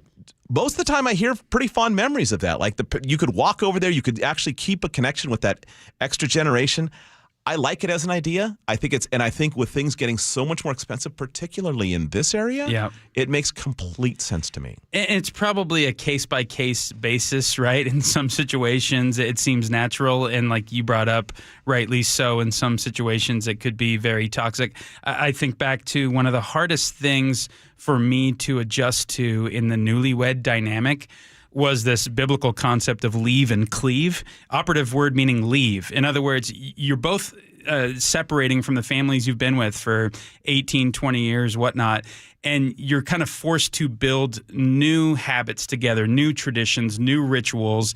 And that's one of the beauties and difficulties of settling down with someone is you're kind of stuck in your ways, as is your partner. And then you go, wait, it's not going to work if we both hunker down in our respective ways. We have to kind of come together and build our own thing. So the multi-generational aspect of it is there would be less of an ease of doing that because you would have the older generation kind of looming over the whole thing that has their specific ways, preventing you from building something new with your partner. Totally, but I think that sometimes though we over characterize it as this continuum. What actually happens is kids do move away. They move away for college or whatever. And maybe then they're on their own, and then they move back to the hometown maybe when they're starting to have kids. And that's when you find that families sometimes recollecting in that because it's expensive. If you're a young family and you're trying to buy a house in this area, good luck unless you're both making a lot of money.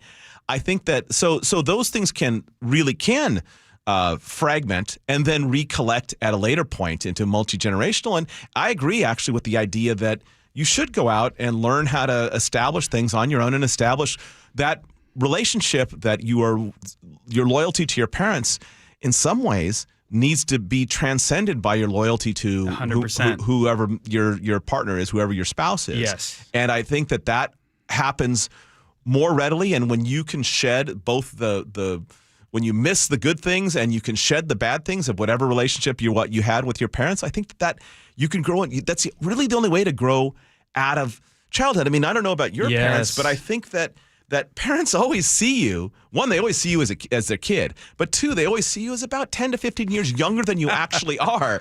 And I mean, that's just the rule. And so I think that you're completely right on that point, but I do think that there is benefit in it, but maybe benefit after you've sort of become a fully realized adult human being. Joe, one of my favorite things with you as producer is to look over and see the wheels spinning in your head, and I feel like you have a hot take on this. No, you wanted to chime in. I don't. I wish I had the option of either moving or staying with my parents longer than I did, or having the one or both. Strictly for a cost savings measure, or for the relational part of it, or both? There's cost saving, definitely.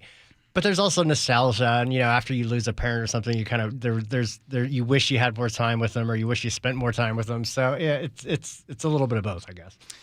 Okay, and in a related topic, Mike, I know you were excited to speak about this, but President Trump is moving to ban big investors from buying single-family homes. And again, this relates to the multi-generational cost savings issue we just spoke of here. And you had a fascinating perspective because you're not Trump's biggest fan in the world, but you like him highlighting this. Tell me why. Well, I also like, when I don't have, and I would say there's never been a presidential administration that I've agreed 100% with, right? It's just not going to happen. And until I get that office. Until Kamala Harris is elected. And then even then, I am going to disagree with myself. So I think that this is one of the two big problems in American home ownership are, one, lack of available stock that is at a price where the people in that region can afford, and two, the use of your house as your primary investment and social accelerate pry bar. Mm-hmm. And just to talk about the first, something like 1 in 4 homes in the United States now is bought by investment companies. I mean, this is a problem. I mean, Vancouver famously cut out foreign investment in property because the available properties were being scooped up. Primarily in Vancouver, it was a lot of families from China, but it was families from everywhere who were seeing these like property values accelerating and deciding to park their money outside their own country in a way that's an effective investment. And not living there, right? And not living there. And part of the impetus for this goes back to 2008 when Fannie Mae had to offload a bunch of foreclosed homes, right? And they kind of invited private equity or institutional buyers in to help out with that. Some of it. What really happened was the banks were asked when they were bailed out to unload these properties, and almost none of them did. Wells Fargo held on to properties for years until they got to this big value. But that's kind of part of it. But really what's part of it is that it became this, like if you look at houses, and primarily this is the coasts, right? It's West Coast and East Coast. You look at how fast, I mean, our impression of home ownership in Washington State or in California or in Oregon is very different than if you have a house in Milwaukee. If you have a house in Milwaukee in say, let's say an average neighborhood, you can expect that $250,000 house you bought in 10 years to be probably worth $250,000 to $270,000. I mean, if you track property values there. If you buy a $250,000 house in Seattle, what are you expecting in 10 years? You're expecting double, triple? Yep. I mean, that's common in this area. The problem is that that's too sexy for any investment group to pass up, and so they start scooping up these houses. So while we have a lot of houses, we don't have a lot of available buyers. Those things turn into rentals. Those do not turn into maybe at some point they'll be resold houses. And I think that limiting. If I were mayor of Seattle, and I don't know what a mayor can do, I would take a good hard look at. I mean, the upzoning and all of that's all fine. You need multiple tools in the kit. But I would take a hard look at institutional investment on houses. I think that this is a problem because it's taking houses out of the market. That starter house in King County doesn't exist anymore. I don't know if we can draw a straight line to institutional buyers. I think that might be part of it. Let me draw this line and see how you like this. Yeah. 1 in 4. Well, pretty straight line there. I'm reading contradictory statistics on this, and I don't have a horse in the race here or anything like that. I can tell you, first of all, for broader context, I think it's a quintessential part of the American dream for people to be able to buy a home, right? Now, how much government involvement do I want in that to help make that happen? Usually I find when government meddles, things tend to get worse. And would you agree with the mortgage tax credit? Is that part of that meddling? Oh, hold on. So I read this great piece by a guy named Caleb Pettit, who doesn't find as big a problem with institutional investors when it comes to the housing market. And he throws out some of these statistics. Approximately 60% of metropolitan rental home investor purchases are made by investors with 10 or fewer houses, while investors who own 1,000 or more homes never make up more than 2.5% of home purchases and rarely exceed 1.5% of home purchases. America's housing market is not dominated by large corporations. And he goes on further to cite examples. There was one in Austin where there was more institutional buying, and the city of Austin's rental supply increased by 14%, and the median rent fell by $400. So I think it's more of a mixed bag. I'm not sure that's refuting what I'm saying. I know, but what I'm saying, I think it's more of a mixed bag, and I just worry if the federal government wants to come in and start instituting its own plans, that it actually has the potential to make the federal government instituted those plans. I mean, so I would say that. I mean, we have. Our whole tax code is front-loaded toward you owning a house. It doesn't give you those tax benefits if you don't, right? So that would be the second part of my argument. But let me go back to, I don't know about you. Sure, right. I own 10 homes in Seattle, and so I am not part of that corporate ownership. I'm happy about that. I'm pleased about that. I think most people at KIRO probably own between 8 and 12, right? Seven. And so seven for you? Yeah. How many for you? Just 2. Just 2? That's good for you. So my point is, like, that 10 house is still he is changing language but not changing reality. Those 10 houses are not in the market effectively. So you times that 10 by 10 other groups just like that, you're now at 100 houses. So I think he's creating distinctions with numbers with zero difference. But here's the thing. You know the other way to help solve this? If you can take away the institutional investors to some degree, let's just limit them to 3. I don't have a problem with anyone in America owning 3 homes. When it becomes just investment and when it's not actual shelter, you're starting to run into a whole different set of circumstances. But I would say this, create some other investment vehicle that is just as functional and get out of your house being your primary source of capital gains and your primary source of leverage to climb the economic ladder. There is nothing else. There's an entire massive industry built on one thing, homeownership. Why don't we have some other investment vehicle that is not buying a home? You want to actually allow people to do something other. In Europe, all over the world, people rent for a lifetime. They don't actually own a home.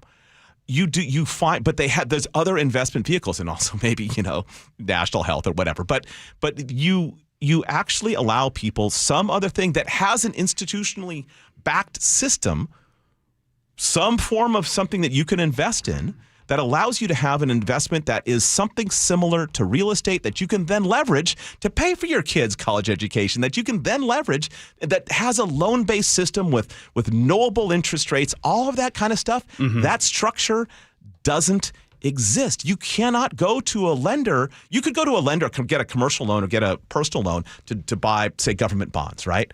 But you're not getting a mortgage level deal on that because the industry isn't there. So if they could create a separate investment vehicle, a whole bunch of people will back out of the house being their only way to do that, and they'll invest in something else. And when a whole bunch of people back out of the housing market, what happens?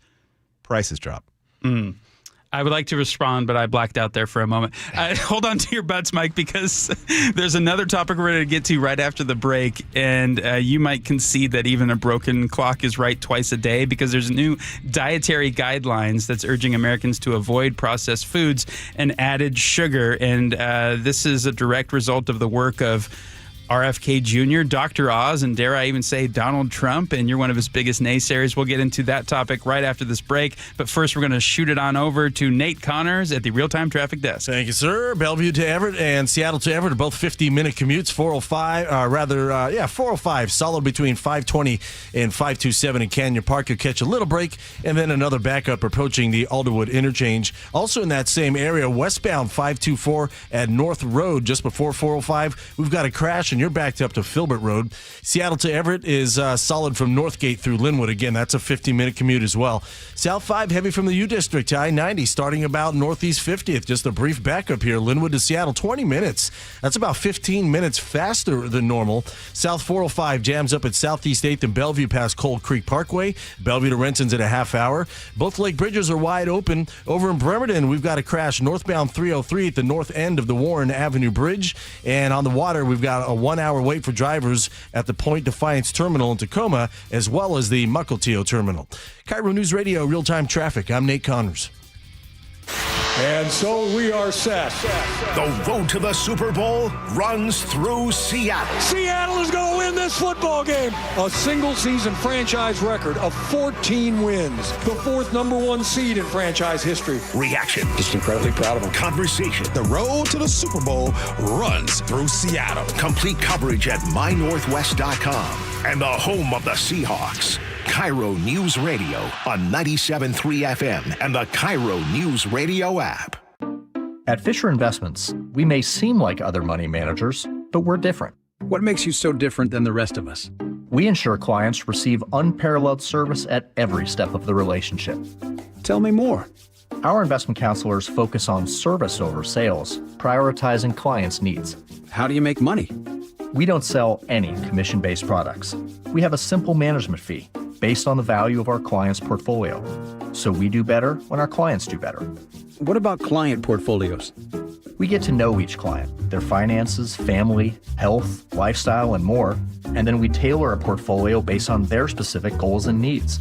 Your clients really come first then, huh? Yes, we make them a top priority. Our goal is helping them achieve a comfortable retirement. Wow, maybe we are different. At Fisher Investments, we're clearly different. Learn more at FisherInvestments.com. Investing in securities involves the risk of loss. We meet by accident, fixing every last bit, Accurate Auto Body. If you've been in an auto accident, you have the right to take your vehicle to any repair facility. Accurate Auto Body has been family owned and operated since 1994, and they work for you, not your insurance company. Your insurance company may not love them, but you will, because we meet by accident, fixing every last bit, Accurate Auto Body. At Skyline Seattle, senior living never sounded so good. We celebrate the arts and are building enviable cultural partnerships like the Ballard Quartet from the Seattle Chamber Music Society and the Seattle Art Museum. We provide our residents all the energy Seattle offers. Make your home at Seattle's only true life care community. Culture has an address, Skyline. Discover it all at skylineseattle.org. At Guardian Roofing Gutters and Insulation, we stand by our quality gutters. Whether you need a cleaning or a complete gutter install, we do it all. Call today and get $250 off a gutter installation. And visit us at guardianroofing.com. The real estate market is picking up and you want to sell with the best. You need to work with the Novak team. Mike Novak guarantees to sell your home in 21 days. If not, he'll sell it for free. Go to meetthenovaks.com. I'll spell it for you. Meet the Novaks Novaks.com. Did you know that 25% of your home's heat loss is through your attic? Hot air rises, and if your attic isn't properly insulated, the hot air is going to rise right through your ceiling, into your attic, and out your roof that's far past its half-life. That sounds cold and expensive. Hey, this is Jake Skorheim. If this sounds like your house, it's time to call Valentine. And right now, Valentine has a great winter special. Bundle attic insulation with any new roof, and you'll save an additional 10% off your entire project. Plus, with Valentine's financing options, they make it easy. No matter what your home needs, insulation, gutters, siding, or a new roof, you are guaranteed the Valentine experience. Seamless communication, meticulous cleanup, and extra mile service, even in winter weather. My home is protected by Valentine. They keep me off the roof, which my wife and kids are extremely grateful for. I trust them to help you too. To lock in your winter bundle savings, call 206 Roofing today. Again, that's 206 Roofing. And remember, when you see the red Valentine vans, you know your home is in good hands. 206 Roofing. Hey there, Dawn Riling with Olympic Hot Tub. Ready to kick off 2026 on a healthier path? Our New Year, New You event has everything you need, from saltwater hot tubs to rejuvenating saunas and cold plunges, or staying active with a swim spa. We've got the perfect way to help you feel your best. Enjoy special savings on our entire wellness lineup now through January 11th. OlympicHotTub.com. Better you, better life. Olympic Hot Tub. I got to tell you something, Nick. I have really noticed a difference in your energy level since you started going to the Longevity Medical Clinic. And you know why? Why? Because they actually balanced my hormone levels. And when they do that, the largest change I noticed was that now I could sleep. And then not only get more sleep, to just get more energy, right? Right. So that all of a sudden that resulted in me, I started running again and doing all these things that I felt so fatigued throughout the day that I couldn't do anymore. Okay, so at this point, do you want to apologize to me? Because I was always saying to you, every time you say, I don't sleep, I don't feel well, I feel kind of off, I go, well, you need to get in touch with Longevity Medical Clinic. And you're always like, I know. But now it's turned into something fun that we get to go in together. So I need to hear, you were right. You were right. You were right. I should have gone to Longevity Medical Clinic. I should have. There we go. Fine. Yes. You know the right thing to do. Get in touch with Longevity Medical Clinic. Take the free health analysis at lmclinic.com. Now is your time to get into a new D.R. Horton home by taking advantage of its National Red Tag Sales event going on right now through January 25th. Stop by any of its participating communities and find select Red Tag homes at incredible pricing. So whether you're buying your first home or looking for an upgrade, you don't want to miss the Red Tag Sales event going on right now. Discover the D.R. Horton difference. Visit drhorton.com. D.R. Horton, America's builder and equal housing opportunity builder. KIRO News Radio 97.3 FM Northwest News. Now, the latest from KIRO News Radio and mynorthwest.com. Good afternoon, I'm Aaron Granillo. Two very different narratives are now unfolding in Minneapolis, where an ICE agent today shot and killed a woman in her SUV. Homeland Security Secretary Kristi Noem says that officer feared for his life. You know, people need to stop using their vehicles as weapons. This domestic act of terrorism to use your vehicle to try to kill law enforcement officers is going to stop. State and local leaders in Minneapolis, however, say that officer should never have opened fire. Mayor Jacob Fry. This was an agent recklessly using power that resulted in somebody dying. CBS's Nicole Skanga reports the shooting was captured on video. They attempt to pull the driver from the car. No! But she starts to drive off. 3 shots are fired. God! Before the SUV slams into a nearby parked car, leaving eyewitnesses in shock. Protests are now growing in Minneapolis and beyond. Here in Seattle, there is a 6 o'clock rally planned at the federal building in downtown. Transportation Secretary Sean Duffy was in Seattle today, celebrating a new deal for Alaska Airlines to buy more than 100 planes from Boeing. More from KIRO News Radio's Luke Ducey. 105 737 MAX 10 planes and 5 787 wide-bodies, all of them painted in Alaska's new Aurora livery. Inside a Seattle hangar where the plane was revealed, Secretary Duffy declared American manufacturing is back. Whether it's aviation or automotive, we want to make the best products in the world in America, and not just sell them to Americans, we want to sell them around the world. The MAX 10 is not yet certified by the FAA. Alaska says they're confident deliveries will begin by 2027. Luke Ducey, KIRO News Radio. Flu cases continue to rise across the country in what is shaping up to be a severe season. Dr. Tao Kwan Get is the Washington State Health Officer. He says here in our state, 2.3% of people coming to emergency departments are coming to emergency departments for flu symptoms. We're also seeing a rise in hospitalizations.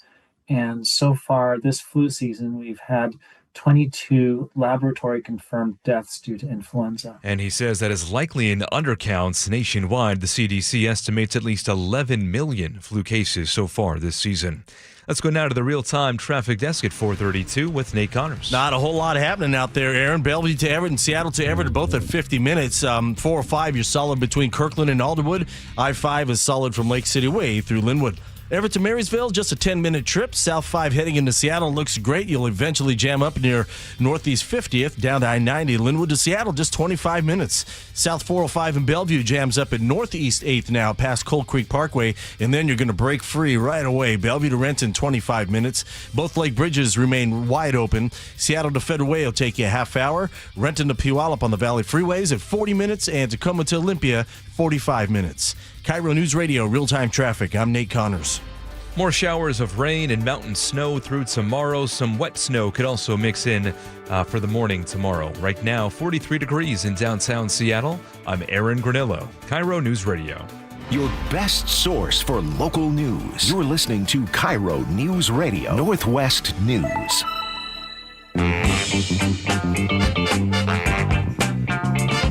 Welcome back to the John Curley Show.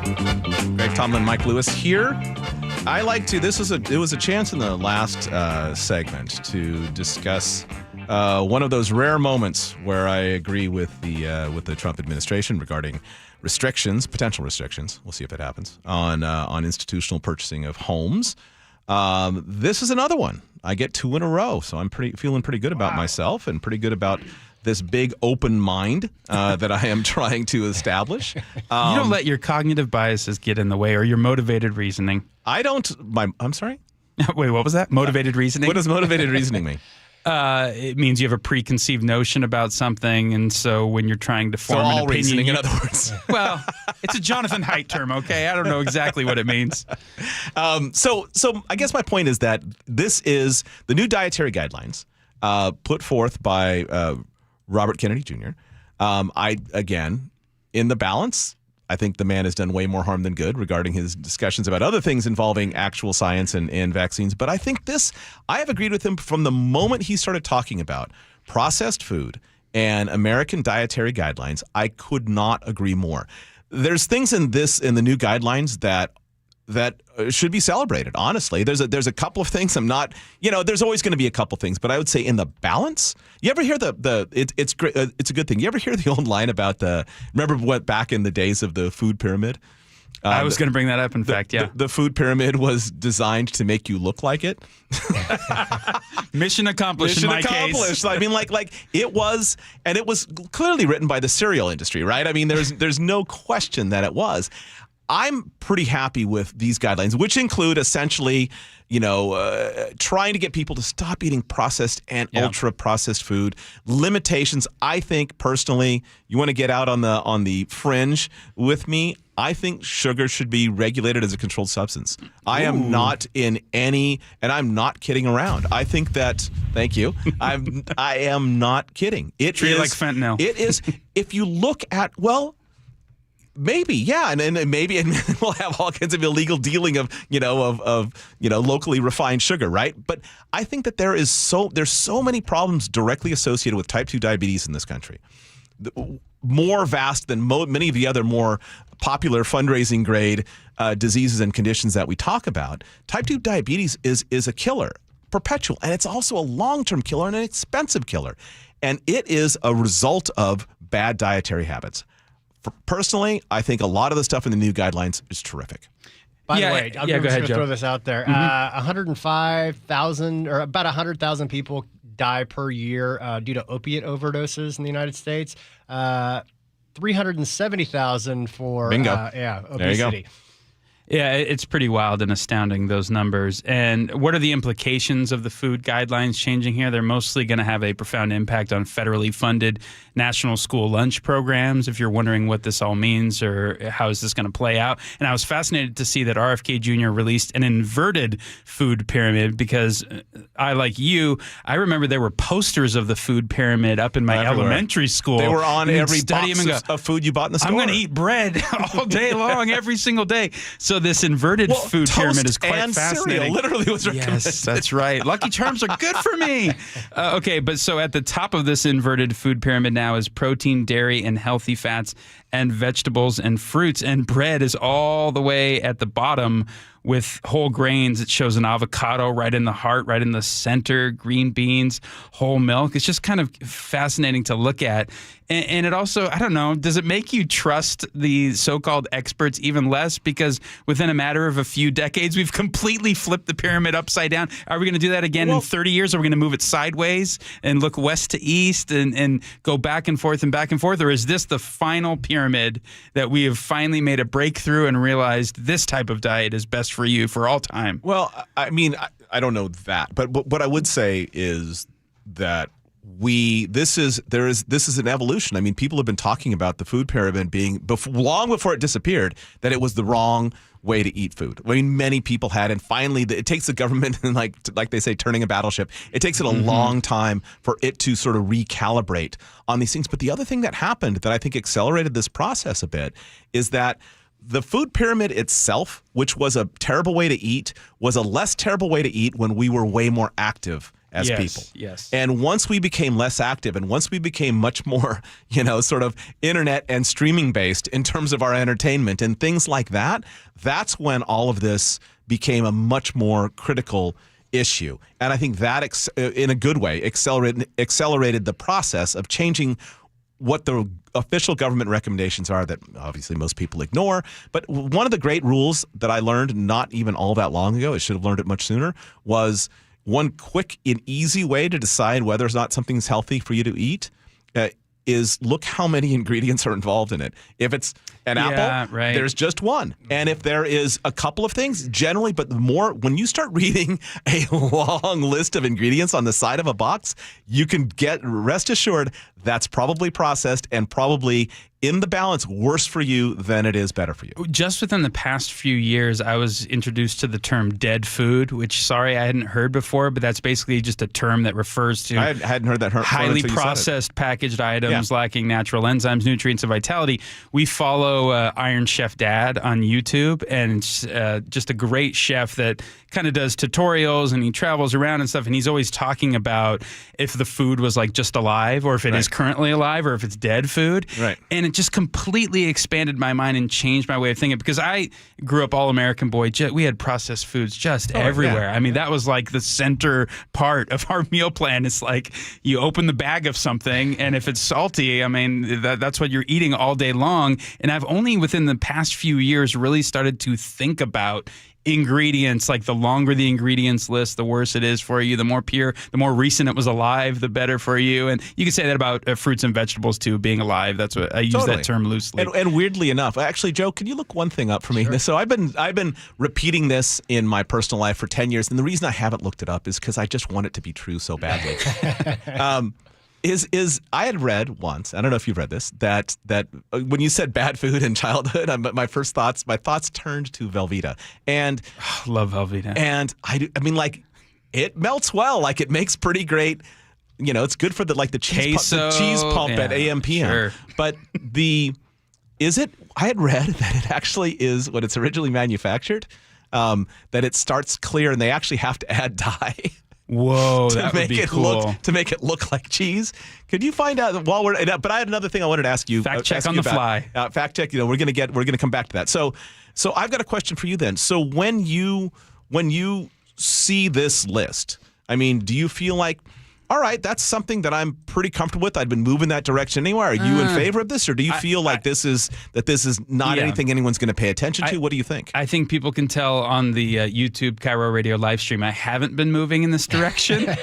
I would like to move in this direction, but it's a matter of willpower and determination. What's your how bad do I want as far as food goes? I mean, do you have like a particular thing? Because I know mine is salty stuff. My weakness is the association with happiness that comes with food. Fair enough. No, seriously.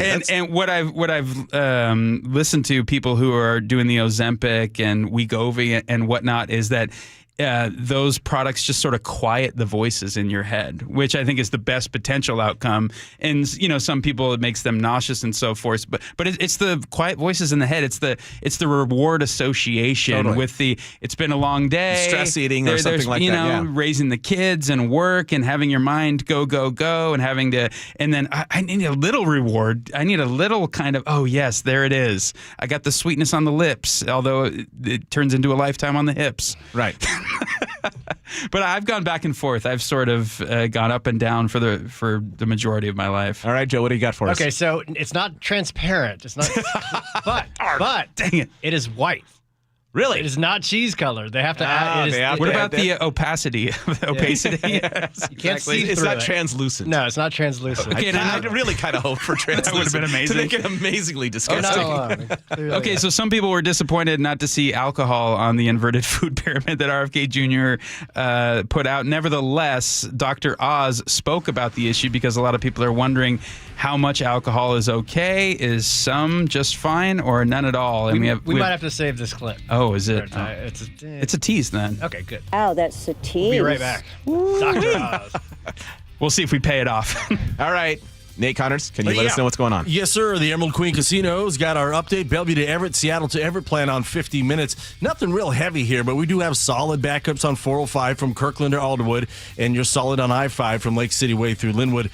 Moving at a good pace, though. South 5 into Seattle looks great. You'll eventually jam up near Northeast 50th down to I-90. Linwood to Seattle, 25 minutes max. North 5 is thick at the West Seattle Bridge in the downtown, but you're in the clear by the time you hit the convention center. South 405 jams up near Northeast 8 in Bellevue past Cold Creek Parkway.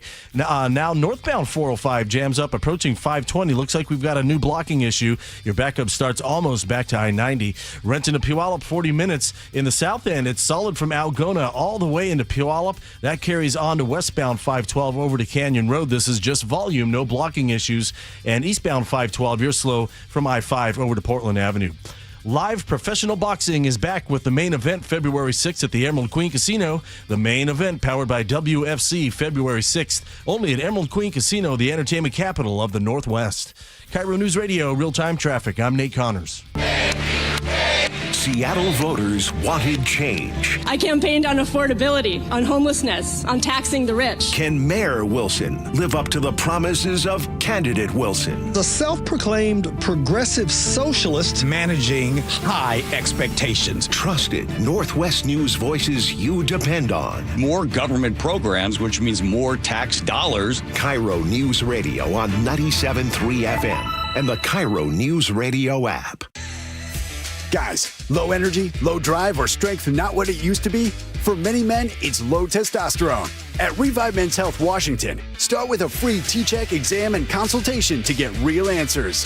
And this month only, qualified patients may receive 25% off testosterone replacement therapy. Call 206-529-1111 or visit revivemenshealth.com. Terms apply. Must medically qualify. How about a simple New Year's resolution, one that even I was able to achieve? Reverse the clock on hair loss with Advanced Hair's simple one-day FUE treatment. You'll feel more confident and more youthful when you witness your own natural hair growing into those places that have been balding or thinning for years. I'm surprised and relieved every time I look in the mirror. You need to know what that feels like. From Advanced Hair's breakthrough technology to their highly experienced team, there is no one I would trust more than Advanced Hair Restoration. I experienced their exceptional standard of care firsthand. Your comfort and your results are the top priority of the entire Advanced Hair team. Celebrate this new year with a fuller head of hair and get a free consultation, $250 off, and 250 free hair grafts. Call 425-449-8185. That's 425-449-8185. Discover what meeting your resolutions could look like with the before and after pictures at advancedhair.com. Amy Cox did something smart. She saved hundreds on auto insurance switching to Progressive. And with that money, she decided to treat herself to an anti-aging red light mask. Will she look like a horror movie villain every night? Yes. Will her boyfriend Kevin be scarred for life? That's certainly a risk. But it's Amy's savings, and if she's willing to risk her relationship for smooth, wrinkle-free skin, well, bye-bye, Kevin. Switch and see if you could save with Progressive and treat yourself. Progressive Casualty Insurance Company and Affiliates. Wesley Financial Group is not a law firm. I'm Chuck McDowell, founder of Wesley Financial Group. Did you buy a timeshare because they told you it was a great investment? That's a lie. Most timeshares can be bought online for $1. To find out what your timeshare is worth and to cancel it, Call us today and we'll send you our timeshare exit kit free with all your options for cancellation. Call Wesley for your free exit info guide. 800-771-1300. That's 800-771-1300. If you've been putting off retirement conversations because you're worried it's going to turn into a sales pitch, you're not alone. Hi, Ursula Roytine here. At Trajan Wealth, the focus starts with listening. Their advisors are fiduciaries, which means they're bound to put your needs first, and that changes the tone right away. No pressure, no promises. They're not working off commissions, and they're not pushing any specific products. With Trajan Wealth, it's about understanding where you are and having a clearer sense of what your options look like. Trajan Wealth is veteran-owned and works with families who want thoughtful guidance that fits real life. Start the new year off right with a game-changing financial plan. Call Trajan Wealth today to figure out how to make your New Year's resolution stick. Trajan, spelled Trajan. Call 206-656-3300. That's 206-656-3300 or visit TrajanWealth.com. Advisory services through Trajan Wealth, LLC. SEC registered investment advisor. Client paid advertisement. Additional disclosures at TrajanWealth.com. I'm worried. About what? Water. Oh? Hot water, if you really want to know. Water heater worries? Worried it's wearing down. Running out? The hot doesn't last like it used to. So you're... Worried. I got a guaranteed fix. Let me guess. A new water heater. Right, but... That's what worries me. Well, worry no more. Why? What you need is an Apollo Plumbing water heater. Because? We include Wrenchie's worry-free warranty. Wrenchie's what? Worry-free warranty. Which means? When it wears out, we replace it. No extra charge. As an A-List Club member, you're covered for life. For life? For as long as you're an A-List member. You get annual life-extending water heater flushes included. So it lasts longer. Right. And when it needs replacement, you're covered. With no worries. Because it's Wrenchie's worry-free warranty. What else would you expect from the Ready Right Now plumbers? Apollo Plumbing. Home of Wrenchie's worry-free warranty. What about tankless ones? Worry-free too. Gotta love that Wrenchie. ApolloPlumbing.com. What does VA mean to me? A place for my daughter to call home. Thanks to the VA Home Loan. A new lease on life. The best healthcare team I've ever had is here at VA. And education, and the opportunity to open doors I never thought possible with my GI Bill. The financial support I need to manage the disabilities I developed because of my service. Get what you earned. Visit choose.va.gov. Not all veterans are eligible for the type or amount of benefits mentioned here. Clogged gutters? Not anymore. K-Guard by Guardian keeps leaves out, water flowing, and your home protected year-round. No maintenance, no rust, just lasting peace of mind. Guardian Roofing, the original Make Your Roof Last company. Visit GuardianRoofing.com. Greg Tomlin and Mike Lewis in for John Curley. This hour brought to you by Bucky's Auto Repair. So we're going to continue on a little bit more on the dietary guidelines. There was a little bit of criticism that most of the protein is animal-based protein, but that is... the AMA got behind these new guidelines. This isn't one of those weird things that seems to have a lot of, it's being more universally praised than a lot of things that happen now in government, and I kind of like it for that regard. But there was some people would say a notable omission. So alcohol is a social lubricant that brings people together. In the best case scenario, I don't think you should drink alcohol, but it does allow people an excuse to bond and socialize, and there's probably nothing healthier than having a good time with friends in a safe way. If you look at the blue zones, for example, around the world where people live the longest, alcohol is sometimes part of their diet. Again, small amounts, taken very judiciously, and usually in a celebratory fashion. So there is alcohol on these dietary guidelines, but the implication is don't have it for breakfast. This should be something done in a small amount with hopefully some kind of an event that might have alcohol added. But the general move away from 2 glasses of men, 1 glass of women, there was never really good data to support that quantity of alcohol consumption. That data was probably primarily confused with broader data about social connectiveness. Oh, no binge drinking? Apparently not. Apparently binge drinking is not preferred, at least from a Dr. Oz standpoint. So that's always an interesting thing, and I think the fact that people are drinking less, people are always asking about that, especially if you're in the bar business, about what it means. I have people drinking. Funny thing is that what we have noticed is that the amount of non-alcoholic drinks that we serve has skyrocketed. It is nowhere near 50%. I'm probably in no place unless that's all you sell. They're in your good, place. by the way. The new non-alcoholic beers are very convincing. Some of them are pretty good. Yeah. And there's a couple. I mean, I'm not an unpaid endorser here. I think the new Guinness Zero is terrific. Ooh, I've yet to have Guinness Zero. It's terrific. It's great. I mean, that's I had one last night. Does it feel like a meal in a glass, like the real thing? No, not quite, but it's good. Yeah. Like the nice thing about Guinness is it's always been a low-cal, low-sugar content beverage, and so making that thing bridge to NA is not as hard from a taste palate standpoint as some others are. But nonetheless, I actually have zero problems with suggestions that people should drink less. I think that's great. I think that's healthy to not have that be sort of like a load-bearing pillar in your social life. Well, and I think what Dr. Oz is talking about there and articulating is that it's a trade-off, one of my favorite terms. In other words, not having alcohol at all is probably better for you, but the trade-off is for some people, it leads to a better social life, more social cohesion.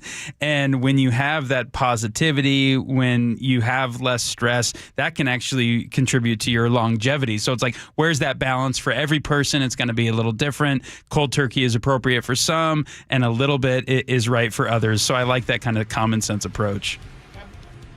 Absolutely. And the funny thing is, like, if you want to read a really great book on sort of alcohol's role, there's a few. Like Drinking in America is a really good book on that. Oh, it played a huge role, their founding fathers. Huge role, actually. And Last Call is another one that's also very, very good. And it talks about like the way the booze industry and the prohibition was like lockstep in with the suffragette movement. And like the history behind it is fascinating. I would highly recommend the temperance movement. Yeah, completely. Abe Lincoln was a big proponent. There you go. Yeah. It was all wrapped in together. All right. Speaking of being wrapped in together, Nate Connors.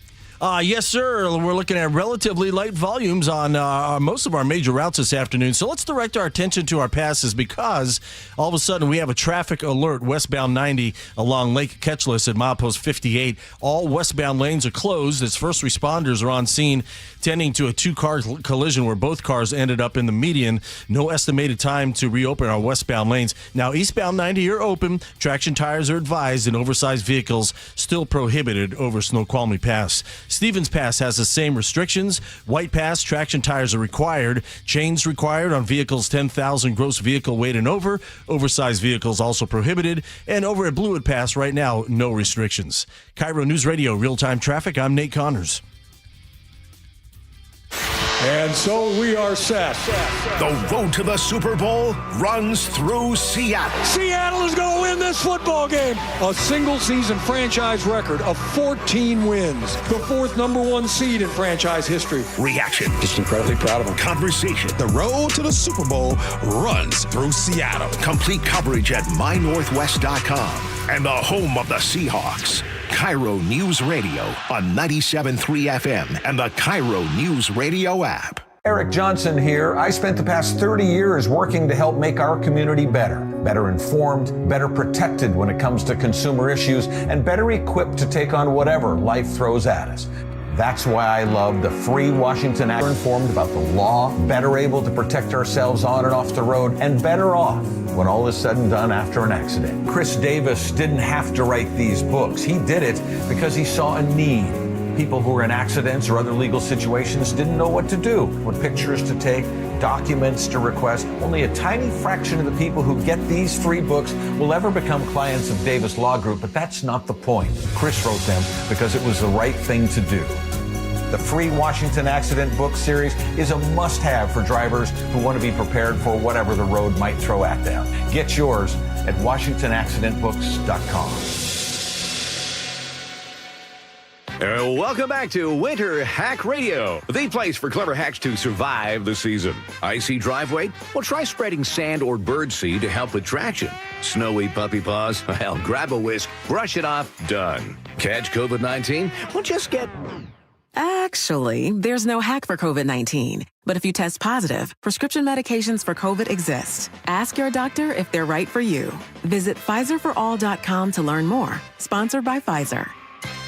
You still thinking job change in the new year? Yeah, I need something that's in high demand and more stable in this economy. IT? Yeah, cybersecurity, maybe even AI. That's what I did. Really? How? Went to My Computer Career. You don't need any prior experience, and you could start your new career in a matter of months. A lot of IT pros go to school there, too, to level up. Sweet. Are classes online or on campus? Both. Wow, I'll check it out. Thanks. Make this your year. Take the free career evaluation now at mycomputercareer.edu, an Elite CompTIA certification partner. Financial aid is available to those who qualify, including VA benefits. She and Ursula, weekdays from 9 to noon on KIRO News Radio.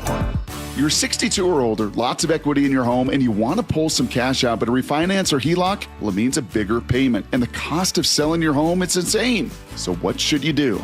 Hey, Brock Ewart here for Tila Mortgage. You don't need to live at a lower standard than you deserve. You really got 3 options. Number 1, sell your home. 2, get a HELOC or refinance. Or 3, get a reverse mortgage. Tila has done the analysis and believes that a reverse mortgage is the most cost-effective way for seniors to get cash out of their homes without selling and having the option of no monthly mortgage payment. Too good to be true? No. Call today and let's compare. Tila, spelled T-I-L-A, is a name you can trust for truthful, honest, and ethical advice for all your mortgage needs. Give them a call today. 206-766-8888. That's 206-766-8888 or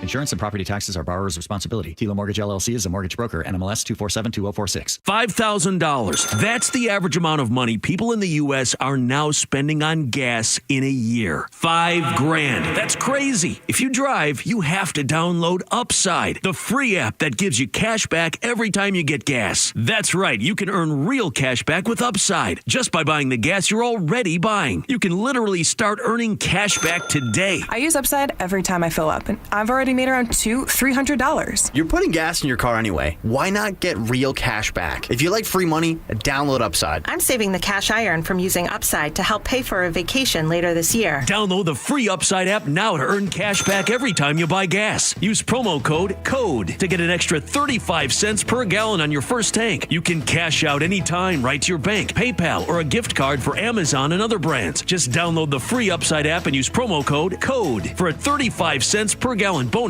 on your first tank. That's code CODE for a 35 cents per gallon bonus. Gold, platinum, and Grammy-winning trumpeter Chris Bodie crossed over from jazz to pop stardom. Now he's crossing back. Hear his return to acoustic jazz and classic standards live at Jazz Alley, January 14th through 18th. Tickets at jazzalley.com. Your best source for local news. KIRO News Radio. KIRO FM and HD1. Tacoma, Seattle. Northwest News. This is CBS News on the Hour, sponsored by Pfizer. I'm Jennifer Kuiper. Trump administration and Minnesota officials have very different opinions about the shooting death of a woman by an ICE agent today. CBS's Cammie McCormick. Minneapolis Mayor Jacob Fry. What we do know is that a 37-year-old woman is dead and that she was shot by ICE. Homeland Security Secretary Kristi Noem says the officer shot the woman in self-defense. ICE officers and agents approached the vehicle of the individual in question, who was blocking the officers in with her vehicle, and she had been stalking and impeding their work all throughout the day. And she called that an act of domestic terrorism. After the dismissal of the racketeering case against President Trump in Fulton County, Georgia, his lawyer wants the county to repay their attorney's fees.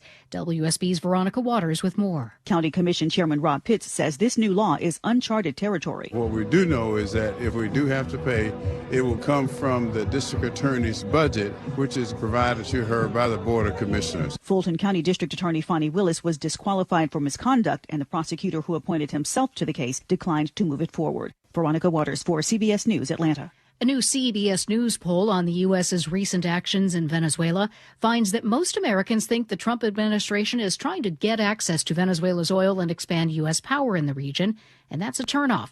But according to the poll, they're more likely to approve when they think it's about stopping drugs, gangs, and terrorists.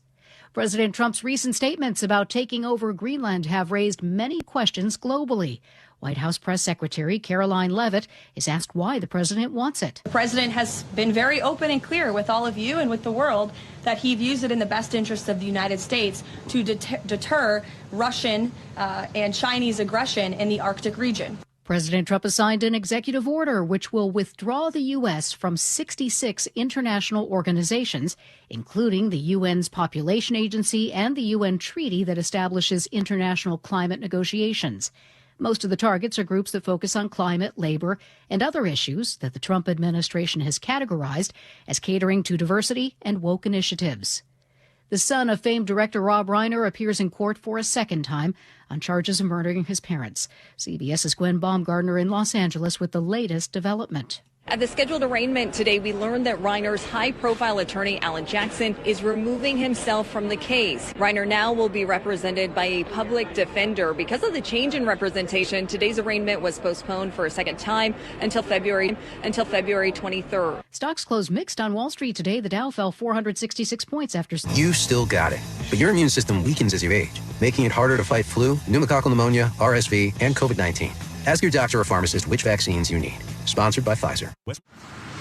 Coming up, one of college football's biggest stories unfolding on Montlake. But first, Nate Connors at the real-time traffic desk. Alrighty, this one brought to us by Northwest Hope and Healing. We have an update for you, and it's good. Westbound 90, milepost 58 on the other side of the pass along Lake Ketchula. State Patrol just reopened a single lane at our crash site. All lanes were blocked momentarily, so if you know someone heading that way, they're going to be a little late today for delays until this crash is cleared.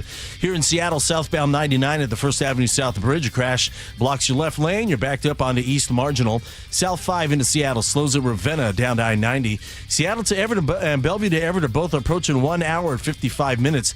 I-5 is solid from Lake City Way to Linwood, and 405 is solid between Kirkland and Alderwood. Southbound 405 is thick from Southeast 8th and Bellevue to Cold Creek Parkway. Northbound 405 jams up there at 520, and you're backed up to Southeast 8th.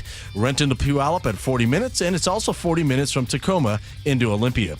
Join Northwest Hope and Healing for Cork, Fork, and Support, an afternoon of wine tasting and inspiration. Get your tickets now for January 31st at nwhopeandhealing.org. KIRO News Radio, real-time traffic. I'm Nate Connors. KIRO News Radio, 97.3 FM, Northwest News. Now, the latest from KIRO News Radio and mynorthwest.com. Good evening, I'm Aaron Granillo. The University of Washington says it may take legal action after a Husky quarterback announced plans to enter the transfer portal. Damon Williams Jr. already signed a contract just last week to play for the Huskies. Fox Sports football analyst Joel Klatt tells 710 Seattle Sports. I feel really bad for Washington in this scenario. I think Damon Williams is getting bad advice, and I think that there is major tampering going on. Yahoo Sports reports UW suspects another school contacted Williams and offered him more money to play for them. Seattle police are looking for suspects after a double stabbing in downtown early this morning.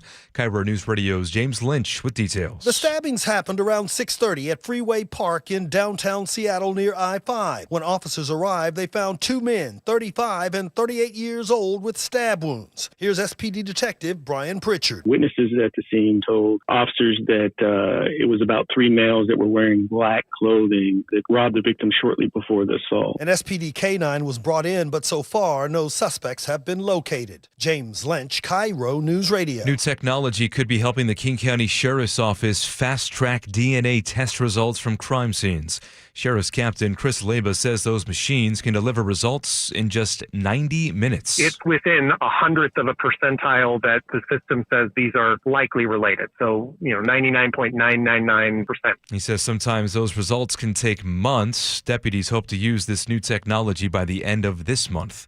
The free ride on northbound 167 between Sumner and Pacific is ending this Monday. Details from KIRO News Radio's Chris Sullivan. The new tolling system between Sumner and Renton was supposed to go live in October.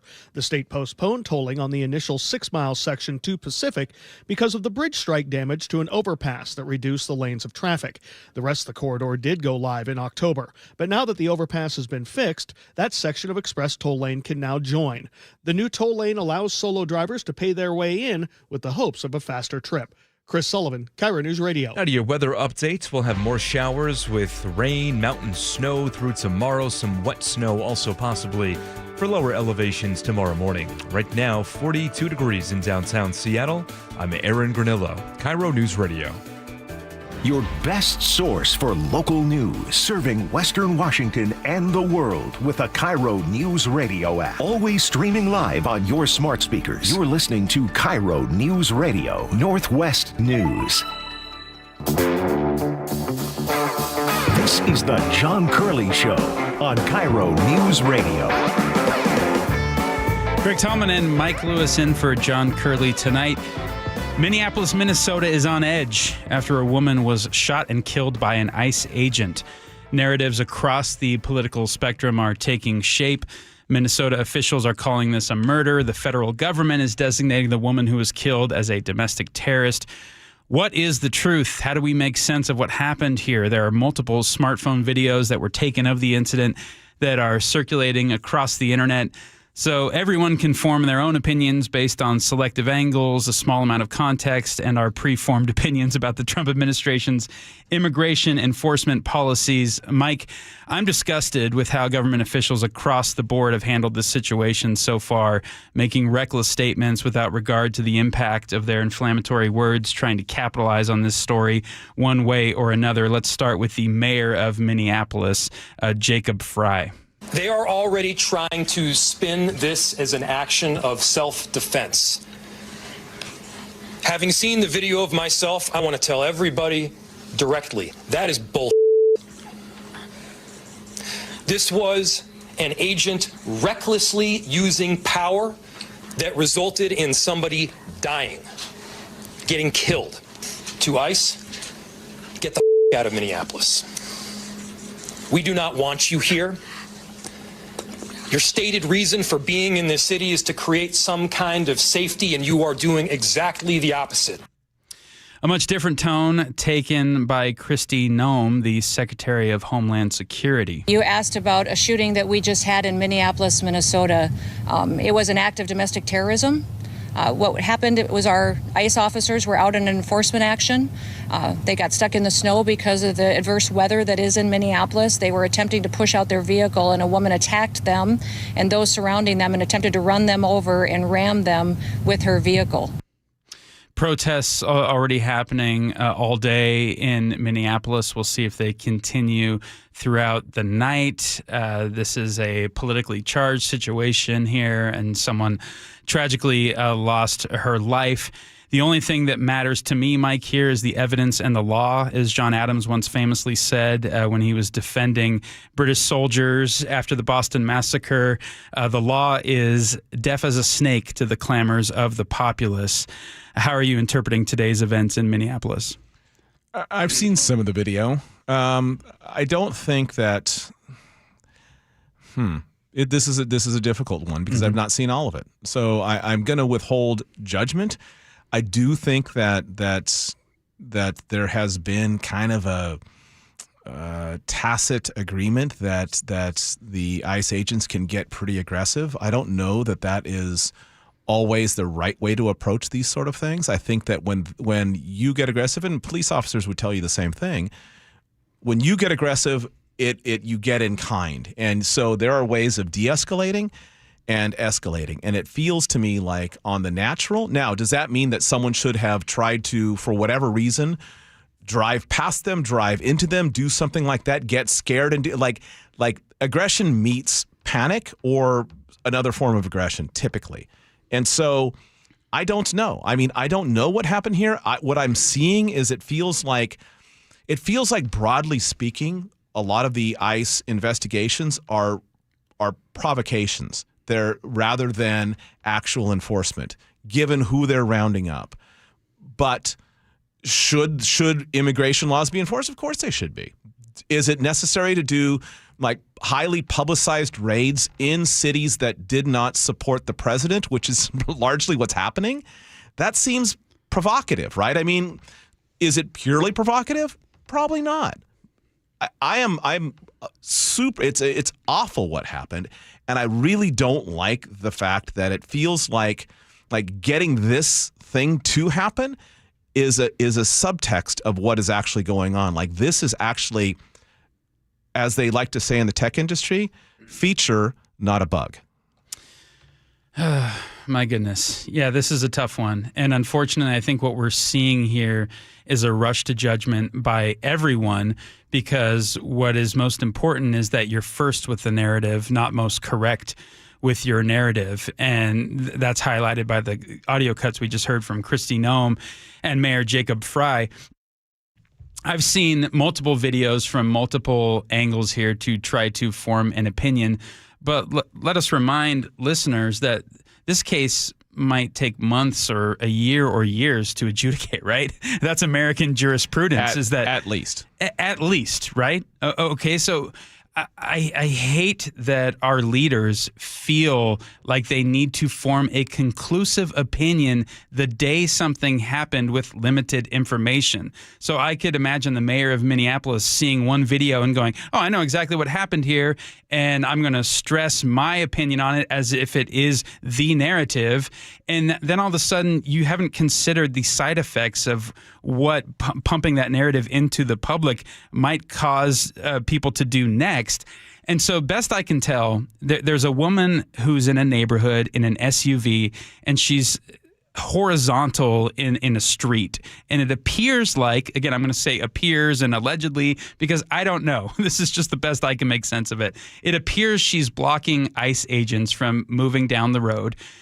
An ICE agent approaches her side of the vehicle and demands she get out of the car. He tries to pull open the door, but it is locked. There is another ICE agent who is in front of the car, who's positioned by the left front headlight, and he's definitely in front of the car.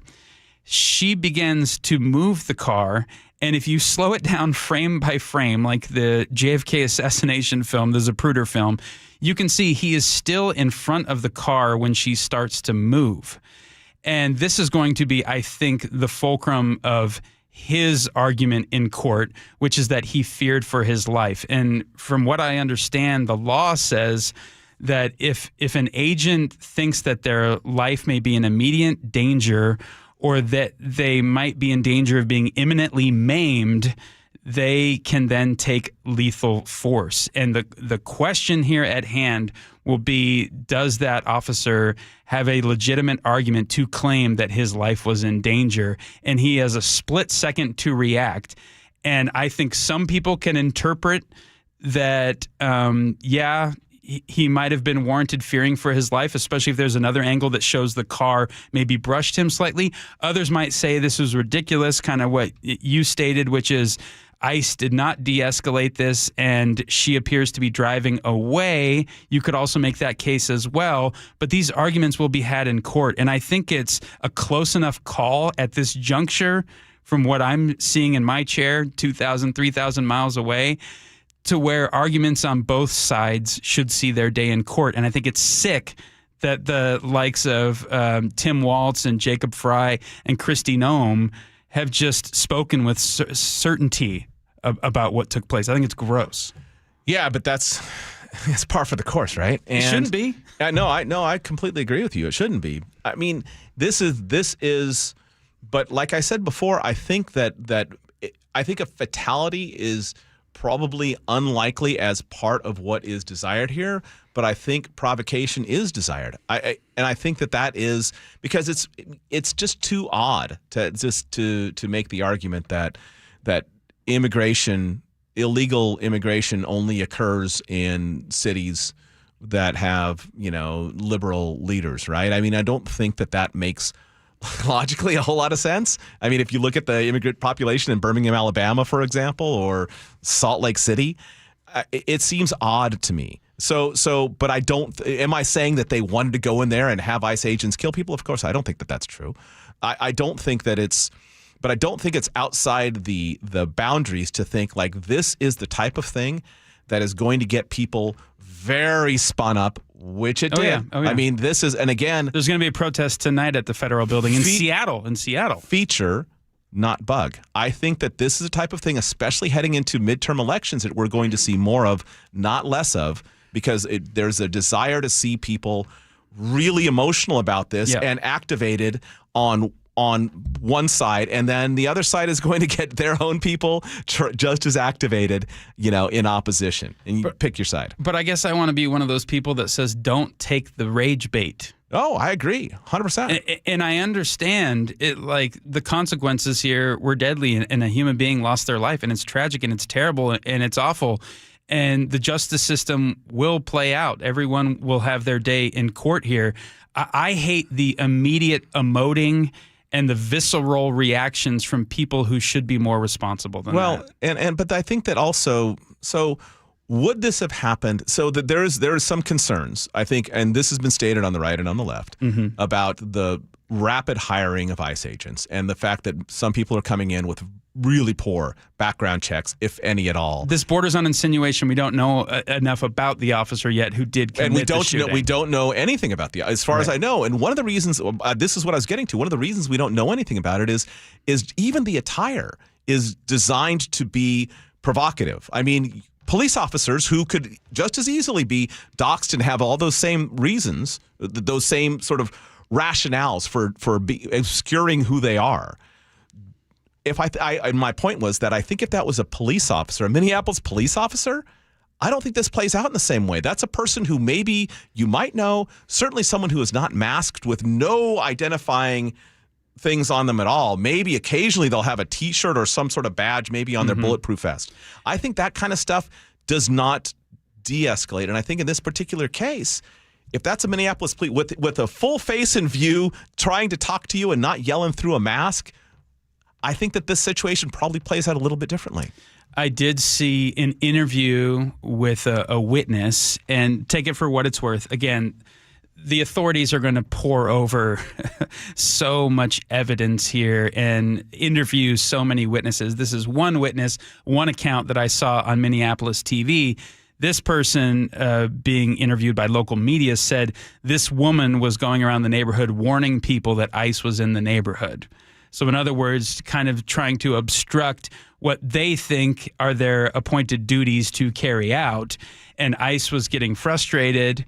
And again, this is one witness account. And I'm not saying it's the account, but it's part of the bigger picture and the bigger role of what this woman played in this incident here.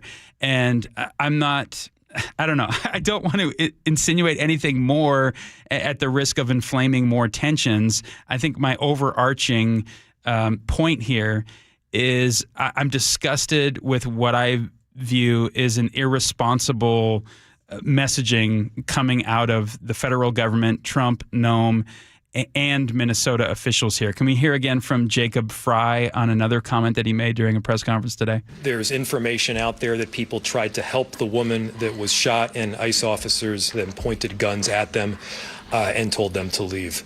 I do not have that information. I myself saw a video of the shots being fired as the car was driving away. What I can tell you is the narrative that this was just done in self-defense is a garbage narrative. That is not true. It has no truth. And it needs to be stated very clearly, since we have already seen a video of it. I do not know as to what you're talking about. He should not be playing judge and jury. That's not his role as a mayor right now, but he's clearly using it to capitalize on this viewpoint that, ICE should have never been here in the first place, and this is a chance to score political points and be outraged and appeal to my constituency that already doesn't want ICE here. So facts of the matter be damned. I don't care that this is going to take a year to play out. I don't care about the fact-finding mission that authorities have to go on now, or the interviews they have to do, or the evidence they have to pour over. I am the mayor, and I have come up with a conclusive opinion. And I just think it's sickening. And as people consume the news in the coming days, I want them to keep that perspective in mind. Disagree? With that people making a conclusive judgment. And making a conclusive judgment. I'm not. There's nothing for. I guess I'm not understanding what your question. Am I surprised in any way that for the last 60 years in the media, people make conclusive statements after crime all the time, or after incidents all the time? Do you think a mayor should do that before the law process plays out? But mayors have done that pre-Trump administration. Mayors have. I mean, whenever you see something like that, I mean, like I don't like. I'm not. It's not whether I like it or not. Do I expect it? Sure. You've got to come out and you're going to come out and say something, especially something that has been.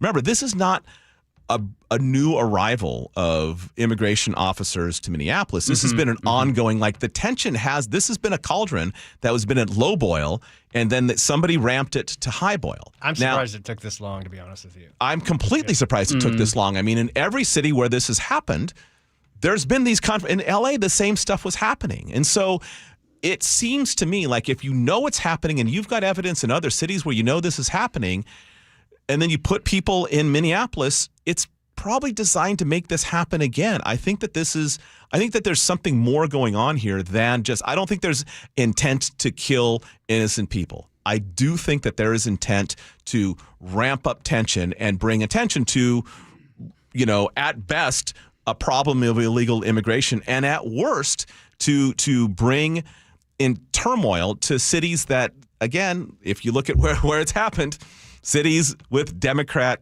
mayors. And so I don't know. It's something about this seems pretty unusual. I am not withholding judgment on whether or not this provocation is intentional, because I think it is. Whether or not it's provocation that is intentional but still has an important place in American immigration law is a separate question entirely. But I think this is, again, last time I'm going to say it, feature, not bug.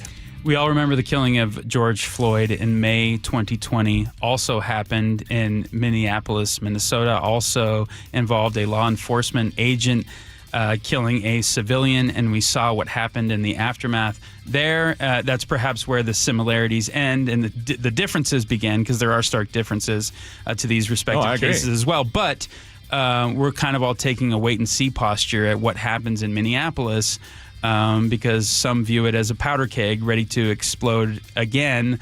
I actually think the weather could be a determining factor here on whether or not these protests get out of hand, because we are in the dead of winter right now, and it's ice cold out there. And will these protests turn into riots throughout the night? I don't know. In a weird way, the weather kind of played a role in this one, because the ICE vehicles got stuck.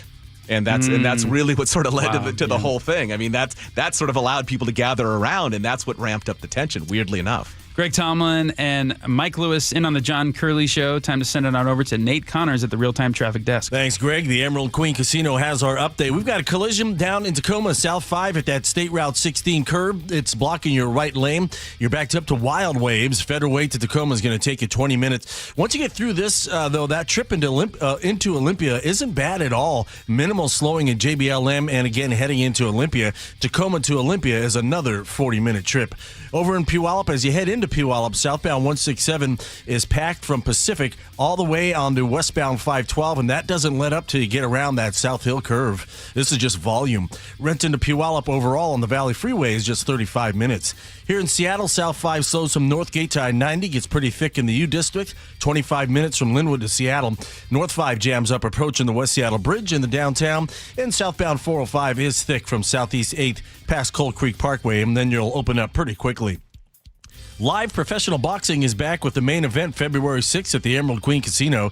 The main event, powered by WFC, February 6th, only at Emerald Queen Casino, the entertainment capital of the Northwest. KIRO News Radio, Real-Time Traffic, I'm Nate Connors.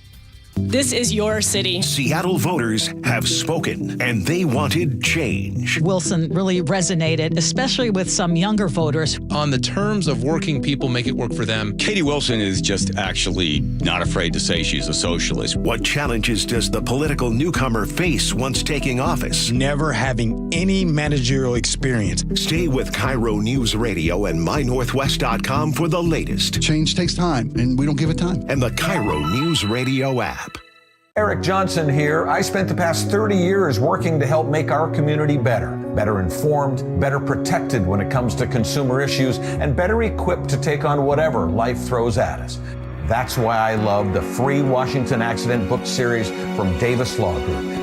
These books keep us better informed about the law, better able to protect ourselves on and off the road, and better off when all is said and done after an accident. Chris Davis didn't have to write these books. He did it because he saw a need.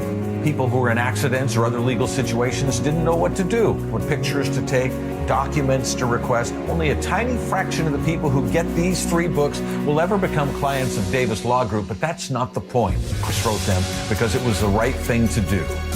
The free Washington Accident Book Series is a must-have for drivers who want to be prepared for whatever the road might throw at them. Get yours at WashingtonAccidentBooks.com.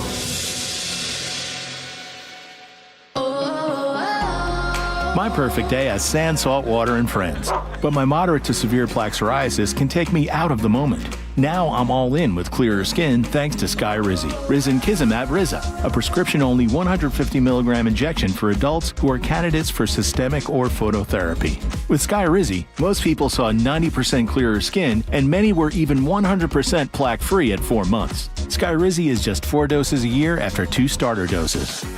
Don't use if allergic to Skyrizi. Serious allergic reactions, increased infections, or lower ability to fight them may occur. Before treatment, get checked for infections and tuberculosis. Tell your doctor about any flu-like symptoms or vaccines. Thanks to Skyrizi, there's nothing on my skin, and that means everything. Ask your doctor about Skyrizi, the #1 dermatologist-prescribed biologic in psoriasis. Visit Skyrizi.com or call 1-866-SKYRIZI to learn more. Are you 50 or older? This news is for you. The CDC recommends you get vaccinated against pneumococcal pneumonia. Even if you're healthy, your age puts you at risk. People 50 or older are over 6 times more likely to be hospitalized with pneumococcal pneumonia compared to adults 18 to 49. Just one shot can help protect you. Learn more and schedule at vaxassist.com. That's VAXassist.com. Sponsored by Pfizer. This is the story of the one. As the purchasing manager at a manufacturing plant, she knows the only thing more important than having the right safety gear is having it there when you need it. That's why she partners with Grainger for auto reordering, so her team members can count on her to have cut-resistant gloves on hand, and each shift can run safely and efficiently. Call 1-800-GRAINGER, click Grainger.com, or just stop by. Grainger, for the ones who get it done. You're 62 or older, lots of equity in your home, and you want to pull some cash out, but a refinance or HELOC, well, it means a bigger payment. And the cost of selling your home, it's insane. So what should you do?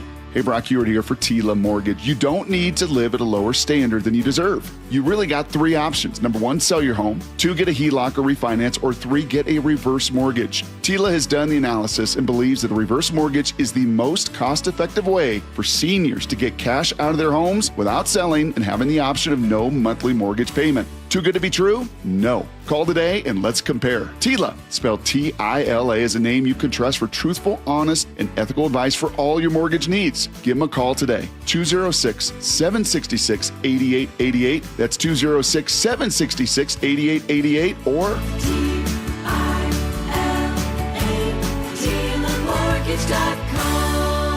Insurance and property taxes are borrower's responsibility. Tila Mortgage LLC is a mortgage broker. NMLS 2472046. Guys, if your energy is low, your strength isn't what it used to be, or your drive feels off, it's not just getting older.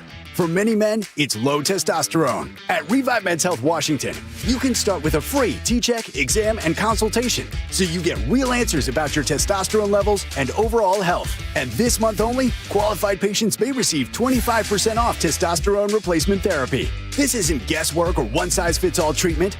Revive specializes in personalized, closely monitored testosterone care designed to help men feel stronger, sharper, and more like themselves again.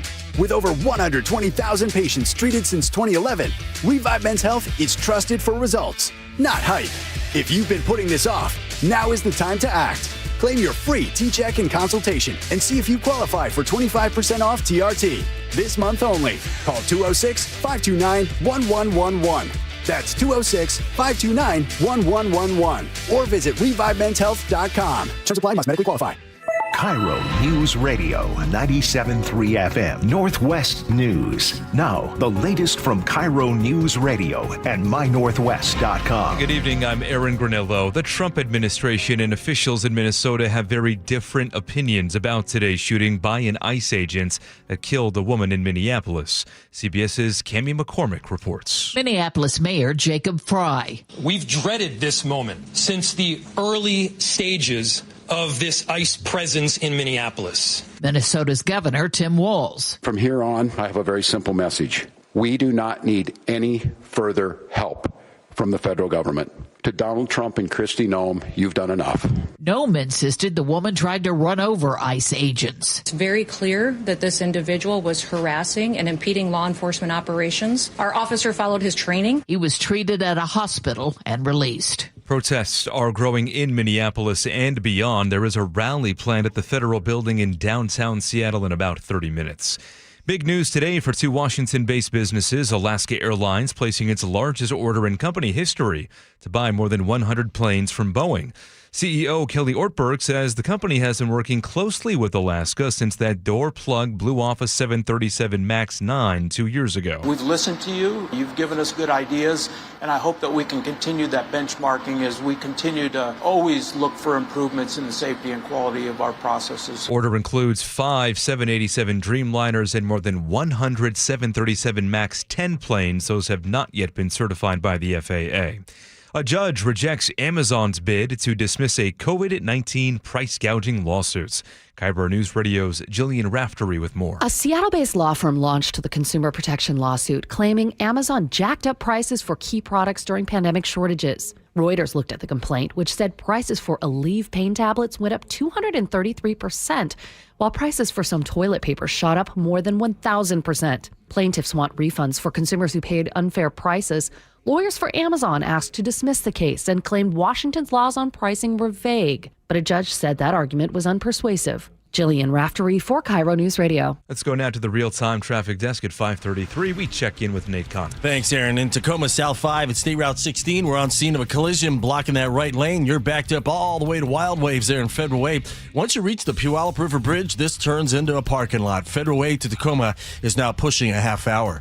In Puyallup, as you head into Puyallup, southbound 167, the backup starts in Pacific, and it doesn't let up till you get onto westbound 512 and head around that South Hill curve before things even begin to lighten up for you. South 5 into Seattle slows at Northgate to I-90, gets thick in the U District, 25 minutes between Linwood and Seattle. North 5 jams up approaching the West Seattle Bridge in the downtown.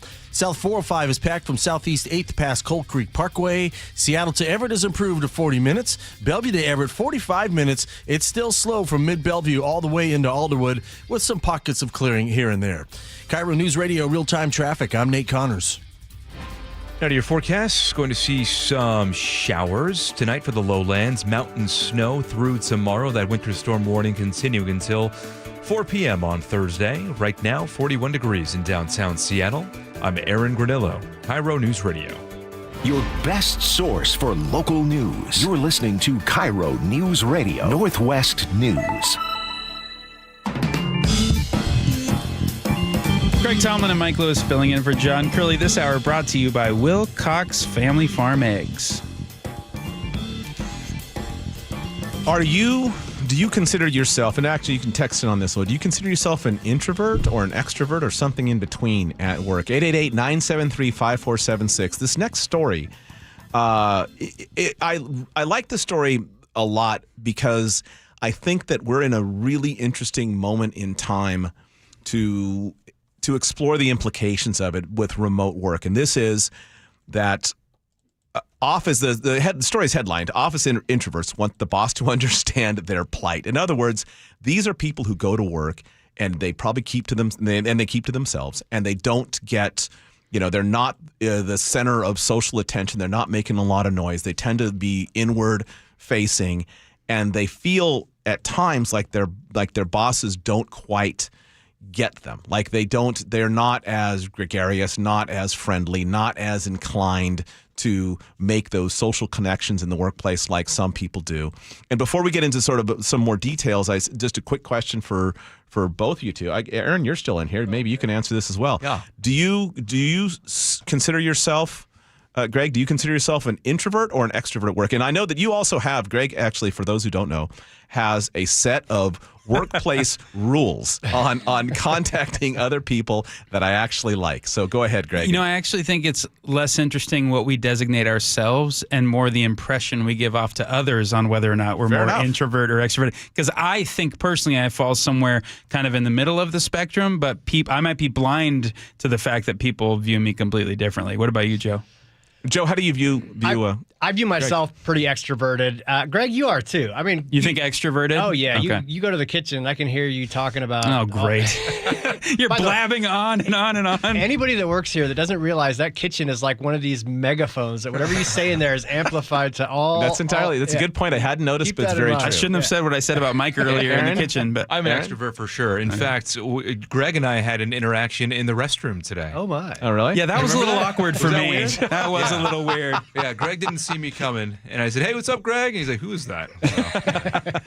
As long as we're not hip to hip in the well, there's only the urinal one urinal. area. I didn't use the same urinal as you. I always find it uncomfortable that weird. As long as our bodies aren't making any noise, and I don't want to get too graphic with it. As long as you can't hear the stream. If you're talking over the stream in the bathroom, it's very awkward to me. Guilty. Okay, go ahead, Mike. Well, so companies have taken it upon themselves to try to figure out a way to get employees to deal with introverts a little differently and to even put in structure in place that makes bosses understand introverts. But the reason that I think we're at a good moment in time now is remote work. And so I had an experience many years ago at a newspaper where the newsrooms were famous for loud complaining all the time and open complaining. Even if your boss was sitting next to you, you could complain about your boss. It was, in a weird way, it was kind of a refreshing environment because you couldn't complain like, appearance complaint, but you could complain about the way they edited a story or their story ideas or something like that. And I found that once I got criticized by my manager for not being a team player, because while I was willing to work any hours and work hard and do work well with others, he didn't like the fact that I would sometimes express maybe a little too vociferously how much I didn't like a particular story idea, even if I did a good job on it. So then I got assigned to, and I don't think because of this, maybe it was, got assigned to a bureau. And then suddenly their impression of me in my performance evaluation as a team player skyrocketed because they just didn't have to listen to me complain all day. But my work product didn't change at all. And I'm really curious, like, if do you think that sort of this distinction, because introverts sometimes do get a short shrift. Sometimes they're doing very good work, but they're not the most social people. And they're not there like waving the flag saying, "Hey, did you guys notice I did, all these things today?" And I think that sometimes they do get a short shrift in a job where you are assessed as much on personality as you are on product. Does that make sense? I think we underappreciate just how much the intangibles play into your job assessment, things that don't show up on paper, including, there's a basic baseline for what you're expected to bring to the table when you show up at work as opposed to remote work. So I think of something as fundamental as just your appearance, showering, smelling good, but not smelling too presumptuous, not smelling too good to where 5 people away you can still smell me. You know what I mean? And things like that. Too much Drakkar Noir. Yeah, and I also think social norms and interactions play into that. So you hinted at this earlier. I have a expectation for interactions around the newsroom. And I've kept this with me for like 17 or 18 years because I remember when I first started working here, there was nothing worse. We have very thin hallways like all around here, so you can't help but walk by and almost hit shoulders with someone, right? Unless you like weave in and out of the cubicles. And so you see people regularly over and over, and I would hate walking right past someone and they're just looking at the ground the whole time like, "Hey, I'm a human being. I'm right here." We should at least have some kind of eye contact. So the first expectation for me is if it's the first time I've seen you in a day and we're crossing each other, there needs to be a minimum oral, verbal requirement of a hello or hey, what's up? Okay. Typically, there's another interaction throughout the day where you're crossing each other in the halls. The second interaction, there's no expectation of the oral recognition. That's when you just make eye contact and you both kind of concede, hey, we've done this before. We don't need to have any niceties spoken out loud, but I'm recognizing your presence through eye contact. The third interaction throughout the day is we're both looking at the floor. Stony silence. If we go eye contact again, now it's awkward. Yeah. So let me ask you a question. Are you, and I know I actually want to, if I can, if Nate Connors is listening, I want him to weigh in on this. I'm always listening. Because he is a, what I would categorize as a first hello person. Like he will jump in with hello right away before he waits on anyone else, which I think is a really good quality. He's a very, very friendly guy. Mm-hmm. Are you a first hello? Well, Nate, you are. Was that a fair characterization? You nailed it on the head. In fact, you're not here when I come because you're not here every day. But as soon as I come around the corner every morning, first thing I do is say, hello, everybody. To the whole newsroom. So I didn't even realize. Now I'm feeling a little less special, but because you always make it a point to say hello to me whenever I do wander in, even if it's been weeks. And I really like that because it gets me thinking like, oh wait, I'm around people again. I should be a little more focused. Are you a first hello or are you a responder hello? I've tried to become more of a first hello because again, I think we underappreciate the social aspect of working and especially with colleagues and how much it plays into work satisfaction. And this place has a lot of extroverts, Well, of course, I mean, by nature, we're all talking. Yeah. We're all like in this marketplace of ideas trying to espouse our hot takes here and there. But it's good for the environment of any office, too, to have people chatting, not over chatting, but we think money is the end all be all in terms of job satisfaction. I really think people, even if it's a good work environment, I agree, 100%. Would accept less money if they enjoy being around people, enjoy the conversations they're having. Agree with you more. And so on and so forth. So I made a conscious choice years ago to try to be a part of that. And just be like, I want to come to a place that I like to work. So Joe, I want to get to know people more. Joe, are you a first hello or second hello? Or are you a first hello if you know the person, but a second hello if you don't? Or how's it work for you? So because I come in, all our start times are scattered. So now when I used to work in morning radio and I'd get in at 3 a.m., I wouldn't say anything to anybody. And it was on them when they come in, they got to be, I was a responder. But now that I come in at like 10 to do this shift, I have to be a first hello guy. Yeah, you probably have to be a first hello. All right. Well, speaking of hello, since we've already said hello to Nate Connors, Nate, why don't you maybe? I'm just hoping you have some say hello to people in traffic. Hello to people. I don't know any other way. Just I'm hoping that you actually have had pretty good news so far today. So is that continuing? Yeah, for the most part, I would say so. I do want to give you a heads up, as Aaron talked about in his last newscast. We do have a 6 p.m. organized protest coming up regarding today's ICE shooting in Minneapolis. That's going to take place at the Federal Building on 2nd Avenue. We already have a big crowd forming down there. So if that's your normal route, you definitely want to find an alternate route through downtown. In Tacoma, South 5 at State Route 16, we're still dealing with a collision in that right lane. You're backed up to Wild Waves. This now turns into a parking lot right around that 5 curve. Fed away to Tacoma, plan on 25 minutes. And getting into Puyallup is still really tough, starting on southbound 167, where it gets heavy in Pacific, and it doesn't let up till you get onto westbound 512 and around the South Hill curve, and then things start to thin out pretty quickly from there. South 5 into Seattle is slow from Northgate to I-90. North 5 is bumper to bumper approaching the West Seattle Bridge in the downtown. And southbound 405 also bumper to bumper from Southeast 8th past Cold Creek Parkway, and then you're going to open up pretty quickly. KIRO News Radio, real-time traffic. I'm Nate Connors. And so we are set. The road to the Super Bowl runs through Seattle. Seattle is going to win this football game. A single-season franchise record of 14 wins. The 4th #1 seed in franchise history. Reaction. Just incredibly proud of them. Conversation. The road to the Super Bowl runs through Seattle. Complete coverage at mynorthwest.com. And the home of the Seahawks. KIRO News Radio on 97.3 FM and the KIRO News Radio app. Everybody loves the season of giving, but now the season of paying for it is upon us. That not so wonderful time of the year when millions of Americans open their credit card statements, stare in horror at the balance, and resolve then and there to find new ways to save money. If you're among those Americans, why not start by cutting your wireless bill in half right now with Pure Talk's Saver Plan? It's easy. You'll get unlimited talk, text, and 3 gigs of high-speed data on a super-fast, nationwide 5G network for just $20 a month.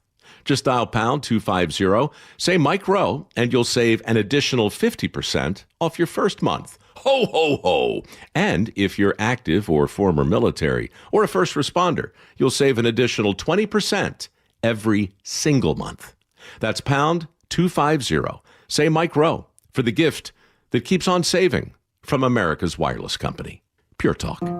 Progressive's accident response can detect and send help when you need it most, after a major car accident. But other accidents, you're on your own. Like when you accidentally call your wife Mom. When you accidentally say Happy Holidays on someone's birthday. When you accidentally wave at someone you thought was waving at you.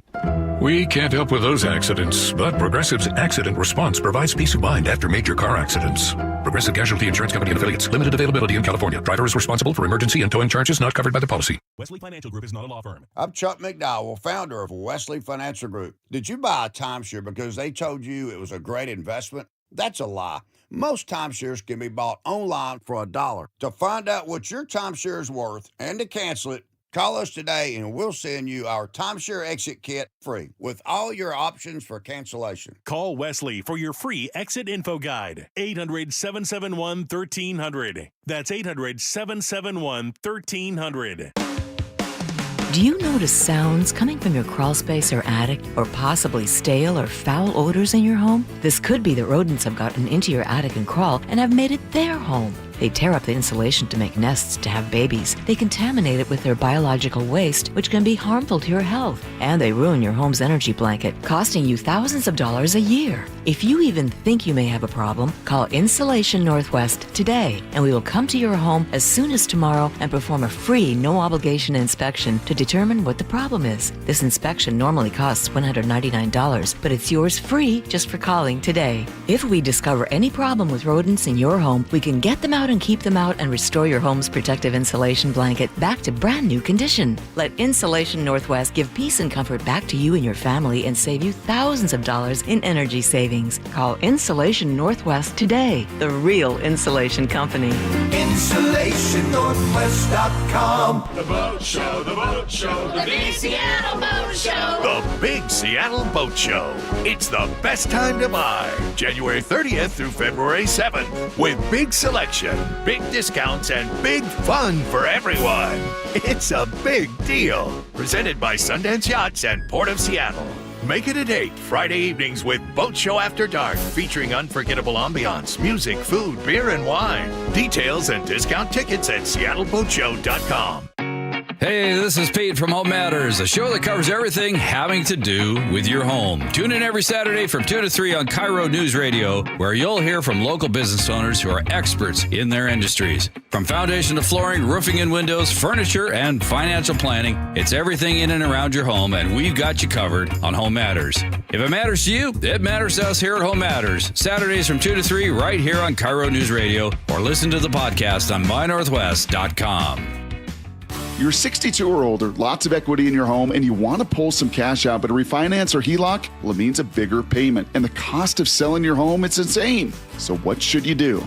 Hey, Brock Hewitt here for Tila Mortgage. You don't need to live at a lower standard than you deserve. You really got 3 options. Number 1, sell your home. 2, get a HELOC or refinance. Or 3, get a reverse mortgage. Tila has done the analysis and believes that a reverse mortgage is the most cost-effective way for seniors to get cash out of their homes without selling and having the option of no monthly mortgage payment. Too good to be true? No. Call today and let's compare. Tila, spelled Tila, is a name you can trust for truthful, honest, and ethical advice for all your mortgage needs. Give them a call today. 206-766-8888. That's 206-766-8888 or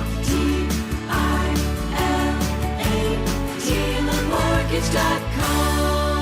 Insurance and property taxes are borrower's responsibility. Tila Mortgage LLC is a mortgage broker. NMLS 2472046. I love the fact that Mike Novak sells more homes than anybody else. This guy works so hard. You know what's happening? People are selling their homes again. And if you don't have Mike Novak's name on that sign, well, you're wasting your time and your house is just going to be sitting on the market. Mike is so confident that he can sell your house quickly. And for more, you'll pay no commission if Mike Novak doesn't sell that home in 21 days. So go to meetthenovaks.com. I'll spell spell Novaks for you. Novaks. MeetTheNovaks.com. Olympic Hot Tub's New Year, New You event will help put you on a healthier path in 2026. Enjoy special savings on our entire wellness lineup of saltwater hot tubs, saunas, cold plunges, and swim spas. OlympicHotTub.com. Better you, better life. The John Curley Show mailbag is brought to you by Advanced Hair Restoration.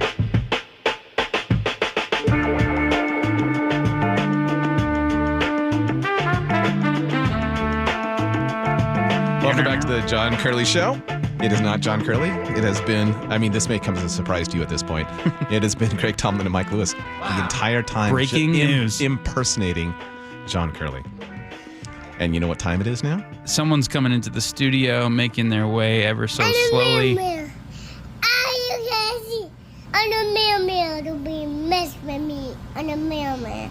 Everything new. I'm a mailman. Bring the mail to you.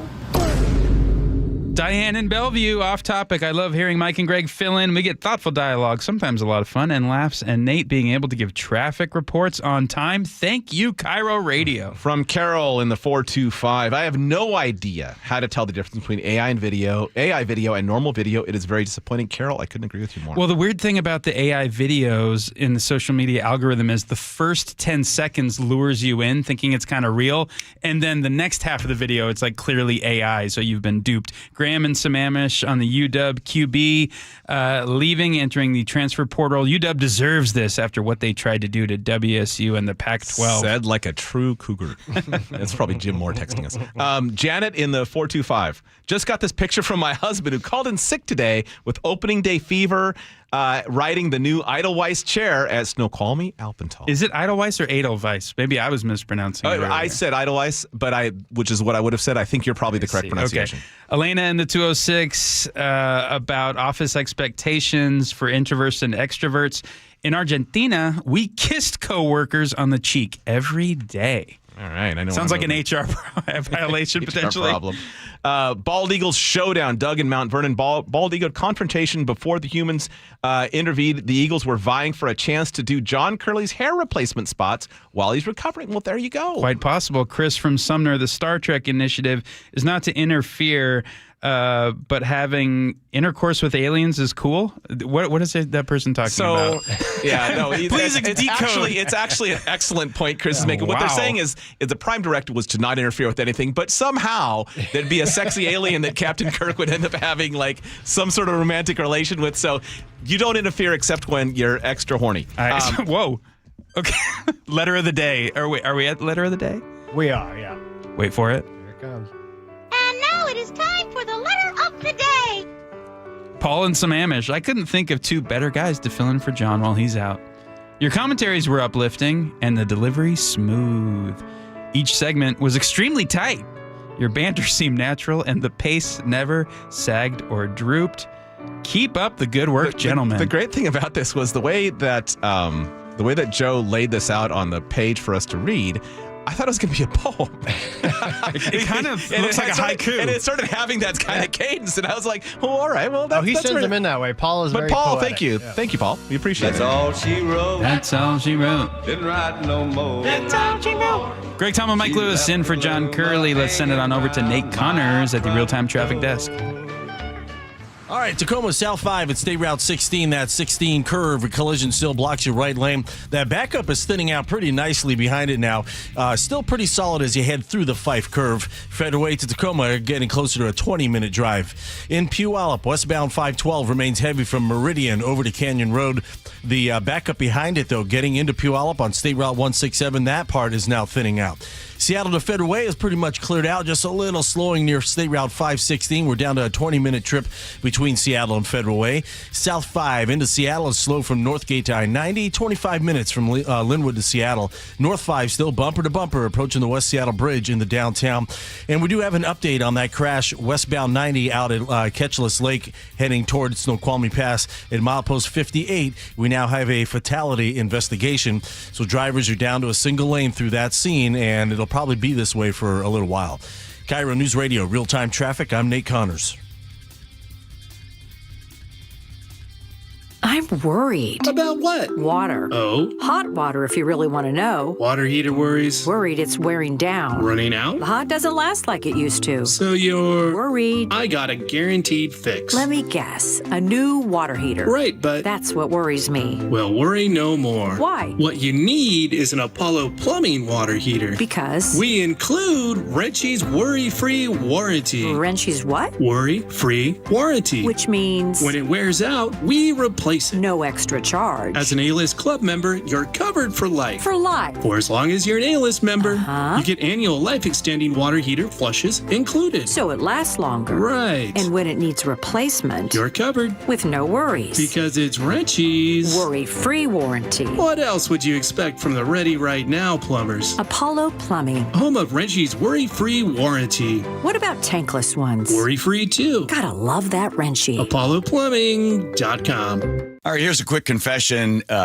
The reason Nick, my wife, is going to Longevity Medical Clinic is because why? I got sick of watching you sleep at night when I was awake. Wait a minute. Wait. Here's what would happen. I'd be asleep because I've got my hormones balanced thanks to Longevity Medical Clinic. I'm asleep, and then Nick would go, "Are you asleep? Are you sleeping? That's not fair. I can't sleep." I'm like, "So you're going to wake me up?" Yes, because I didn't want you to have more energy than I would the next day, and I was up all night. So what did I say to you? I said, so go to the Longevity Medical Clinic. Do the same thing I did. Get your hormones balanced. You'll sleep better, right? And I did. Right. You don't have to wake me up anymore and go, it's not fair that you're sleeping. I know. But didn't you see that it wasn't fair that you were waking me up? Yes, because now you're the one taking the dogs out because I'm still asleep in the morning. So we're both getting good night's sleep. We're both getting lots of energy, and we're happy. You want me to tell you why? Because my hormones are now balanced. Okay, I don't want to hear about your hormones right now. So be like Nick and get a free health analysis at lmclinic.com. That's lmclinic.com. Guys, if your energy is low, your strength isn't what it used to be, or your drive feels off, it's not just getting older.